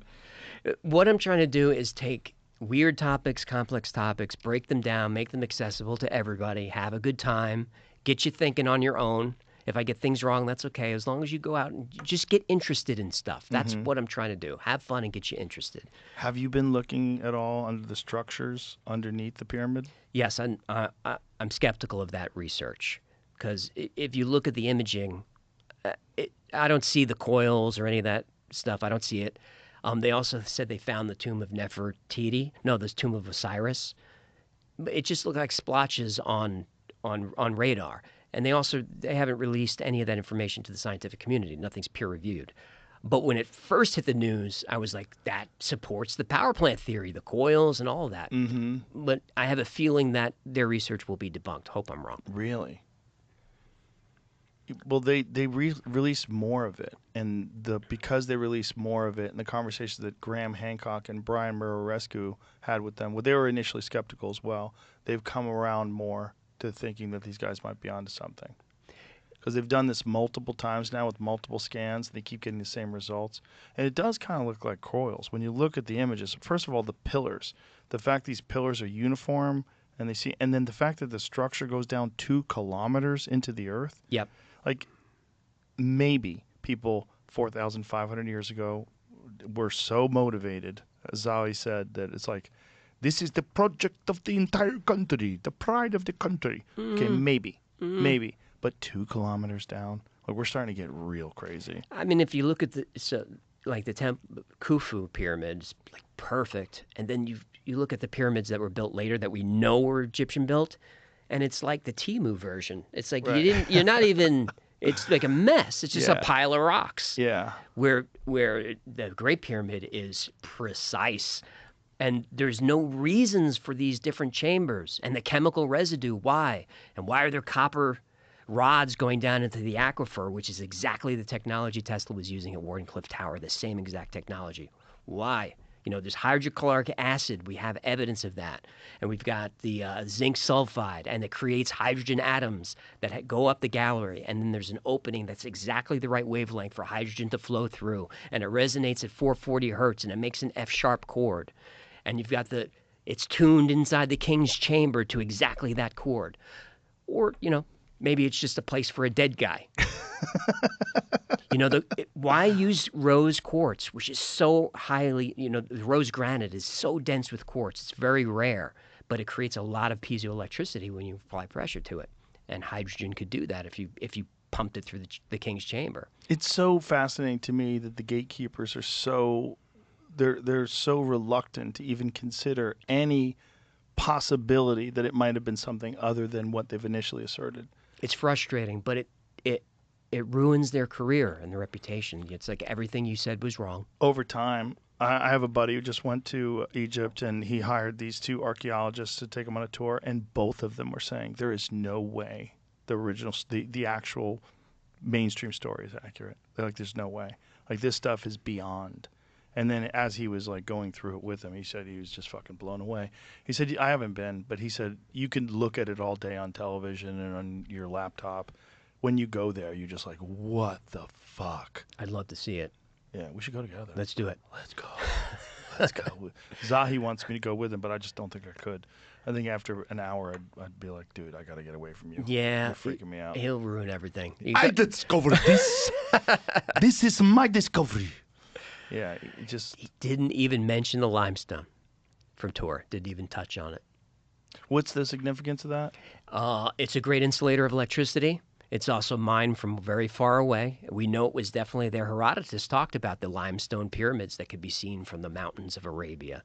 So Herodotus, they were still there. We know that the limestone facing was there because a lot of it was looted after a couple of earthquakes. They built bridges out of it. You can go touch it. It's there. But he didn't talk about it. But if the pyramid power plant theory is true, then you use the limestone as an insulator. Inside, you've got the granite, which creates this piezoelectricity. And then you've got this other limestone in between that kind of keeps everything modulated. So if it was a power plant, like what was it powering and how was it doing that? That's the big problem I have is, so if Tesla wanted to project this energy into the ionosphere, and then everyone could tap into it with some type of receiver, like a radio. But there's no evidence I can find of them powering anything. So we can make the argument that maybe if the capstone were gold, this energy could resonate through the center of the pyramid, come up through the golden capstone, and then go straight into the ionosphere. And we know that the pyramid will resonate at certain frequencies and amplify it. That's been tested at about 200 meters is the ideal wavelength. But the only other theory is the obelisks at some point were these receivers. But there's no evidence that they powered anything. But maybe they used the energy for something different. I don't know. And if we're looking at the wrong timeline, if we're not really looking at 2,500 BC, if we're looking at 30,000 BC or something even before that, which is also a weird thing that Zahi dismissed. He dismissed this idea of the King's List that goes back 30,000 years. Right. Yeah. And he says that just... Myth. Right, it's just myth. Yeah. We know exactly. Also, he said he didn't believe in carbon dating, which is like... Yeah. That's convenient. That's convenient. Yeah. Did not believe in carbon dating. And what about rock dating? That is a thing with certain types of rock. Limestone, not so much, but something like igneous rock, you can get a pretty good idea. Yeah, the whole thing is very weird. It's so weird because it's so vast and so spectacular that no matter what you think, no matter what theories you have, you still have to look and you go, how the fuck? Like it's so nutty that you can't even imagine people making it. Right. not people as like we consider people today. Like if a civilization today, if we, let's say for some reason, no one had ever visited a part of the earth, and then they went to a part of the earth and they saw people with these structures today, we'd be like, what happened? How did you do this? We would think they were wizards. Wizards. Right. Above and beyond. We can't- 2,300,000 stones. Mm-hmm. Hundreds of miles through the mountains. You carried the big ones for the inside the king's chamber. You put them up 130 feet up in the air. With a ramp. Yeah. I What? don't think so. But it's all just, if they did, where'd that technology go? Where'd that construction knowledge go? Like, where did their engineering go? Like, how were people that advanced that long ago? I like the acoustic levitation theory is an interesting one where they use sound vibration to lift heavy objects. We see that occurring throughout history as part of lore. But even in the 1930s, a British, maybe he was an archaeologist, naturalist, went to see Buddhist monks, and using instruments, he watched them levitate heavy objects. And there's film of it. This is all the legend. And when he went back to the UK, they seized the film. But they were using instruments and chanting to levitate these rocks up a cliff face to build whatever they were building. Well, how about that wacky dude in Florida that made the Coral Castle? Oh, yeah, that's Edward Lee Scanlon.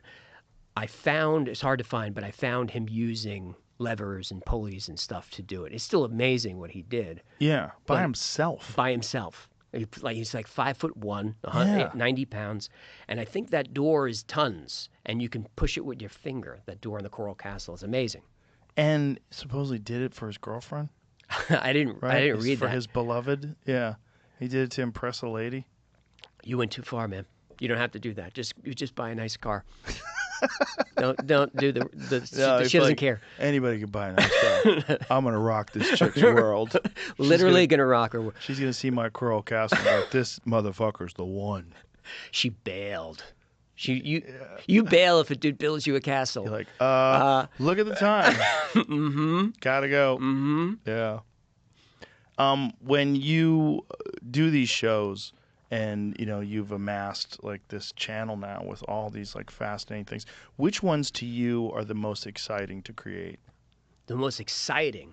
Like one of the ones you get really jazzed about. The ones that kind of shatter my belief system, like the hollow moon, or the crop circles. The idea of the moon being hollow is because they shot something into the moon and it rang like a bell. Right. Right. A few things. One was they deliberately crashed their rocket into the moon, and there was seismology. Seismographs were placed in the moon to check what would happen, and it did reverberate. But mainstream science says it reverberates because it's extremely dry, and that's why sound waves travel like that. That's what they say. But other scientists have said it seems to be, if it's not hollow, there are hollow cavities within the moon. And why do they think that? Just the way that the sound travels, and just how there are parts of the moon where the surface dirt is, let me get this right, where the surface dirt is older than the dirt underneath. The soil on top is older. And the only way you can do that is through excavation. Moonquakes, yeah. And the moon had volcanoes on it at some point. Passive seismic experiment seismometers were placed during the Apollo 12 mission, remained active until 1977, recording both natural and human-made moonquake alike. Human-made moonquake. Also, why are they doing that? Right. Why are you trying to make moonquakes? In fact, moonquakes happen fairly regularly as space debris like asteroids hit the moon more frequently than Earth because the moon's atmosphere is much less dense. Right above it, it described that the Apollo 12 mission was the first human-made moonquake. They detonated or they crashed the module back on the surface. 1 ton of TNT. Good idea. Oh, wow. First human-made moonquake to take place, the PSC seismometers record the resulting vibrations, which were much bigger and lasted much longer than the scientists had anticipated. They were far different from the earthquake vibrations we're familiar with. And that next paragraph said it's because the moon is 60% as dense. Just doesn't mean it's hollow, but it's just different. Right, right. So Interesting. if the collision theory is true, which is the mainstream theory, then the moon was made mostly out of Earth's mantle, which will be less dense, is why. It just kind of clipped us. Yeah. But the moon is weird. Yeah. So the hollow moon one freaks you out. Crop circles. Crop circles, though, those are the fun ones. I do the government conspiracy ones are interesting to me, but a lot of times they make me angry. So it's not really fun, but I think it's important. Like the CIA stuff. MK Ultra. MK Ultra and Agent Orange. That stuff really makes me angry. Yeah. The DARPA episode, I end up kind of losing my temper and crying a little at the end, which I didn't mean to do. And it was just in the course of the research. Just that's what happens. Things start to unfold. I just wanted to see DARPA's history, and as I'm learning about it, it's like, oh, these guys did some bad stuff.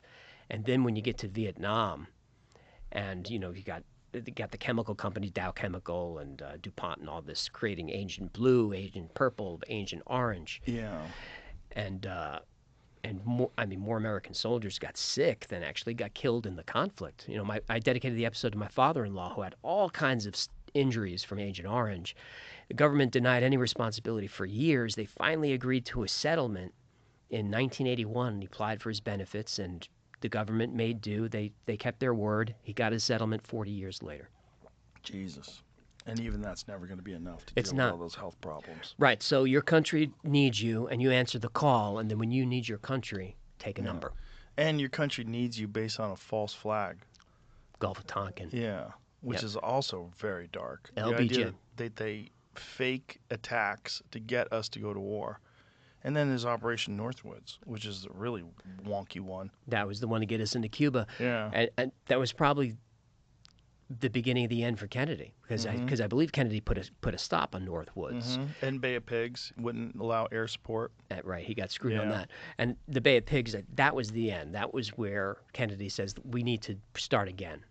We got to dismantle this and start again. Jeez. I can't rely on my intelligence community. And Jeez. and Eisenhower, he talked to Eisenhower a lot, and Eisenhower gave him advice and said, "Watch out for the CIA. Keep an eye on them." Because remember when Eisenhower left, he gave that famous farewell address where he said, "Beware of the military-industrial complex. Yes. You make war profitable, you're going to have more war." Because America was never like that before. We had a defensive military, not an aggressive military, forever. Profit is where the devil does his best work. That's right. Yeah, That's right. That's from the Bible, isn't it? it might be.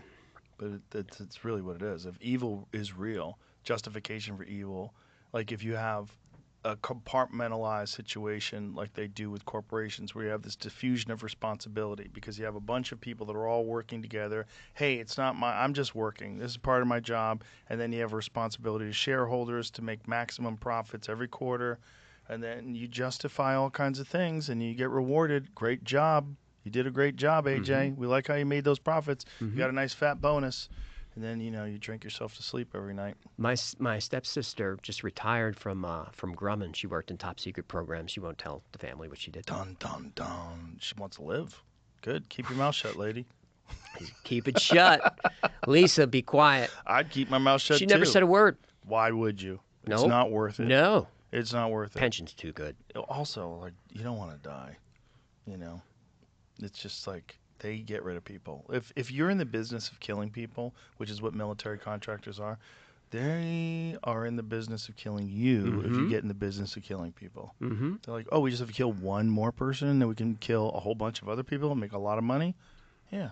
Get Of rid course. him. Oh, look, he had a heart attack. Whoopsies. He fell out of a hotel window. The Frank Olson murder is taught by Israeli intelligence as the perfect murder. It's Which still one's being taught. that? Frank Olson was part of MK Ultra and was starting to have second doubts about it, so they sent him to a psychiatrist who he didn't know was actually worked for Sidney Gottlieb and was, into programming, and he was freaking out. And he's up in a hotel room with someone else from MK, and he falls out the window. But if you look at the window where he fell, it's like, 2 feet by 2 feet. You can't just jump out the window. So he was found on the sidewalk by the doorman. That's Frank Olson, worth looking up.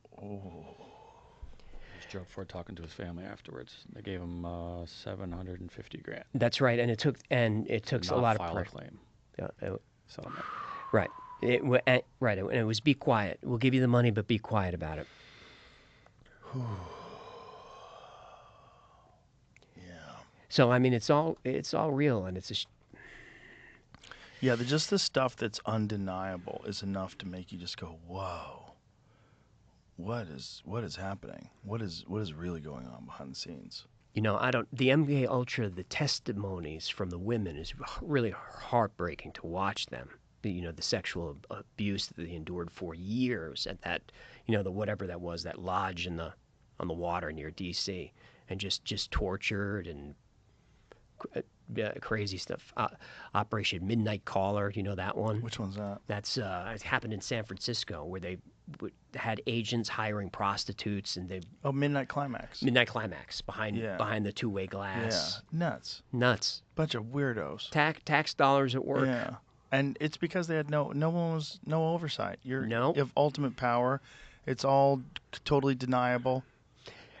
And it was, I think it was Nixon who banned it in 72. It might have even been 69 before he came in. They kept doing it anyway. Same with bioweapons. They were ordered by executive order to get rid of their bioweapons, and it was found out years later they were just stockpiling them. They still had them. Yeah. And they still do. Yeah. Yeah. Do you hesitate sometimes when you're doing these government cover-up ones? Yes. Yeah, I don't want to say I'm because they're dangerous. They are. Bigfoot's not dangerous. No, Bigfoot's not going to hurt me. Bigfoot's a fun one. It is fun. UFOs are fun ones. Different dimensions. Fun stuff. Yeah. It's hard for me because I consider myself a patriot, very very like pro-military, pro-law enforcement, but also anti-war and pro-criminal justice reform. Like I'm a very me too. Politically confused. Same. Yeah, me too. I just like fairness and transparency, that sort of thing. Yeah. You like to think that our government's good. I do like to think that, and this journey has shown me that it's mostly not. It's really mostly not, but it's a government made of men, and men are flawed and selfish, and men will hurt each other. And there's also justifications that can be made for doing terrible things because there's terrible people out there and you have to stay ahead. Always. Yeah. Don't become a monster when you're fighting monsters. That's exactly right. And this collateral damage is just part of it. It's just part of it. Yeah. So we give them a settlement to stay quiet, but this is for national security. Yeah. Greater good. What other ones have freaked you out? And it's hard to say off the top of my head. MK Ultra is a tough one. I have covered Northwoods and some of those. Operation Gladio was a crazy one. That was where the CIA was killing civilians after World War II. Alan Dulles. I'm going to do an episode on Alan Dulles, the Dulles brothers, their connection to the Nazis, and all of that. That's going to be a dangerous one. What were they doing? They were killing people for what reason? So we had to fight communism. So they trained a secret army, a civilian army in Italy to bomb civilians and then blame it on the communists. The communists at that time were the most popular party in Italy, post-war, because they had just went through fascism, right, with Mussolini. So you just it always swings too far the other way. Right. So we swing way the other way. Communism, very popular, can't have that. So civilians were killed in bombings by the CIA-trained guerrilla army, and they were trained by a Nazi general who was tight with Alan Dulles, and this was planned during the war. While American GIs were being killed fighting the Nazis, they were already planning this next phase. But civilians died in massacres, and they blamed it on communists, and it was denied, and eventually it came out. It was called Operation Gladio. Gladius is the sword of the Roman soldier. How did they kill the people? Car bomb. Car bomb was a big one. I think it was in Milan, but there was a few. And they were just blaming the communists right, to stop communism. Because it was a huge. Italy was a lot of turmoil. I think it was called like the years of lead, or like the decades of lead, something like that, because people were just getting killed all the time. I don't know how many constitutions Italy's had since World War II, but it's probably over 24 at this point. It's a chaotic place. Wow, that's my people. It's my people too. We're goofy. Napolitan. Gazerishi che fa. What about the Richard structure? People ask me about that, the Eye of the Sahara. I Yeah. usually say, you know what? Go to Corsetti, go to Bright Insight, go to Yeah. Randall Carlson. Corsetti's the most. Randall Carlson doesn't believe that that was Atlantis. Right. But Corsetti makes a very compelling case. Mountains to the north, river to the south. The circular, the Yeah. concentric rings. The concentric rings, they're the correct size. Yep. The fact that there's still salt on the ground there. I want to believe it. Yeah. You know, and then there's like when you pull back and you get the satellite image of the surface, and it looks like it was just completely deluged. It does. Yeah. Well, we know for a fact it was deluged. Yeah. Does it line up with Atlantis? I mean, Carlson has shown us how the surface of Africa was just altered Yeah. by the flood. So it all lines up, but there's all these leaps that we have to make. I enjoy making them, Yeah. but on my show I try to let people know, look, I connected some dots here. I had to fill in some gaps with a little bit of creative license. But if you're interested, go pursue it. Go learn more. I want that to be Atlantis. Yeah, it seems like Atlantis was a real place. Because, once they found out that Troy was a real place, Troy was also dismissed, right? Yes, it was. They found out, no, Troy actually existed. It doesn't seem like any of those stories were bullshit. It seems like they were historical accounts. And the thing about Plato's writings about Atlantis, he talks about it having existed 900 years prior, which lines up perfectly with the Younger Dryas. Right, and he learned it from an Egyptian priest who learned it from someone else. So the story goes back beyond Plato, if you believe Plato, which you can. You can believe Plato. Well, he was right about a lot of things. And it's so fascinating when we think of like that kind of historical record keeping, that you're getting these depictions of what kind of a civilization existed thousands and thousands of years ago. Right, so what, with Homer's Iliad, what did they think he was writing about? A fictional place? I mean, that was this. I think I said 900 years. I meant 9,000 years. 9,000, right, right. Years, yeah. Which is like, first of all, like, how do you get 9,000 years of history 2,000 years ago? Like, what are you even getting? Yeah. Like, how are these stories, how are they documented? Like, how do they pass them? How do they pass them on? Like, who are the original people? Like, what's the actual version of the story? Like, which one is more accurate? Epic of Gilgamesh, Noah's Ark?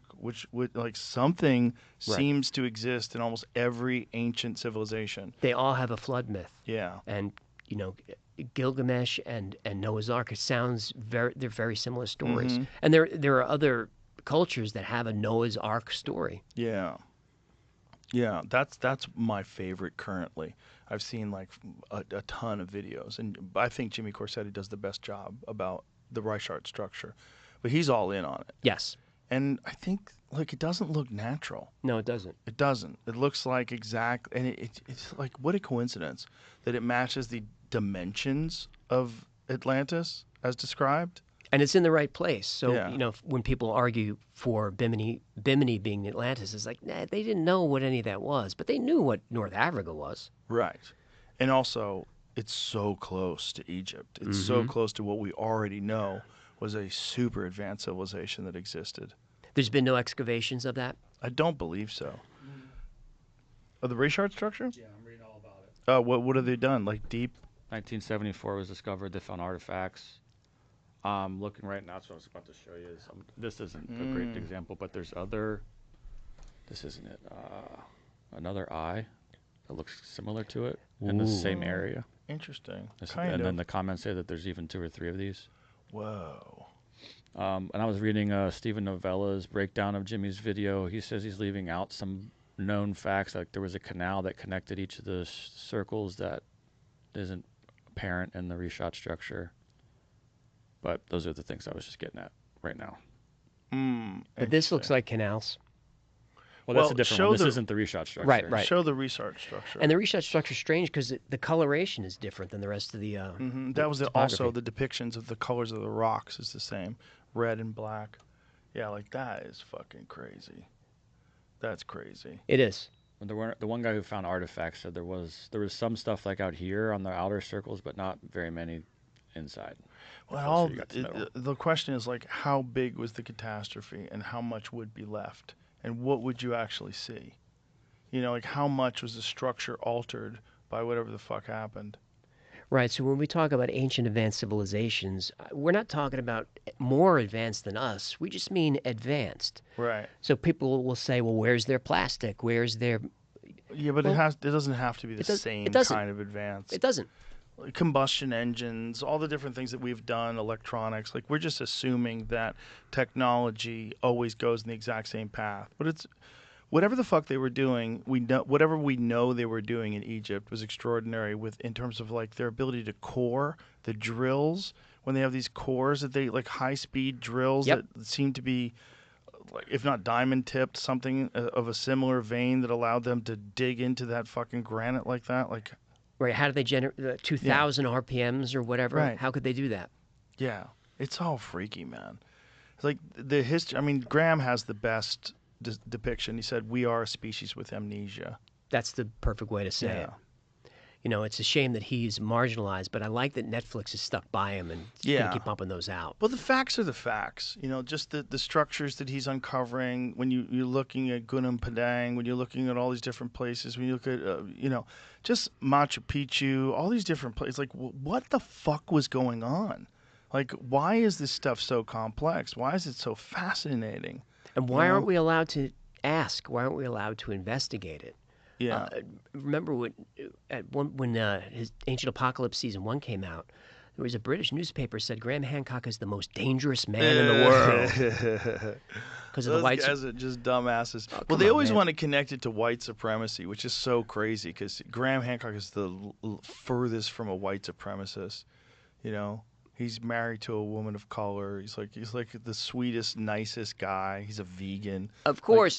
He never said they were white folks. No, no one says that. And who cares? I just Right. want to know who they were. Well, they couldn't be white folks because white folks don't live there. No. Like if they're Egyptians, they're Africans. Right. Like, the Africans were the most sophisticated civilization that we have ever seen that existed at that point in time.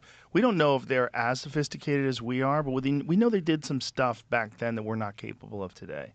Yes. And that's real. It is. And we don't know how. We don't know what technology they had. But here's the thing. If it's not from 2500 BC, if it's really from 30,000 BC, what do you think would be left? Like only maybe the stone.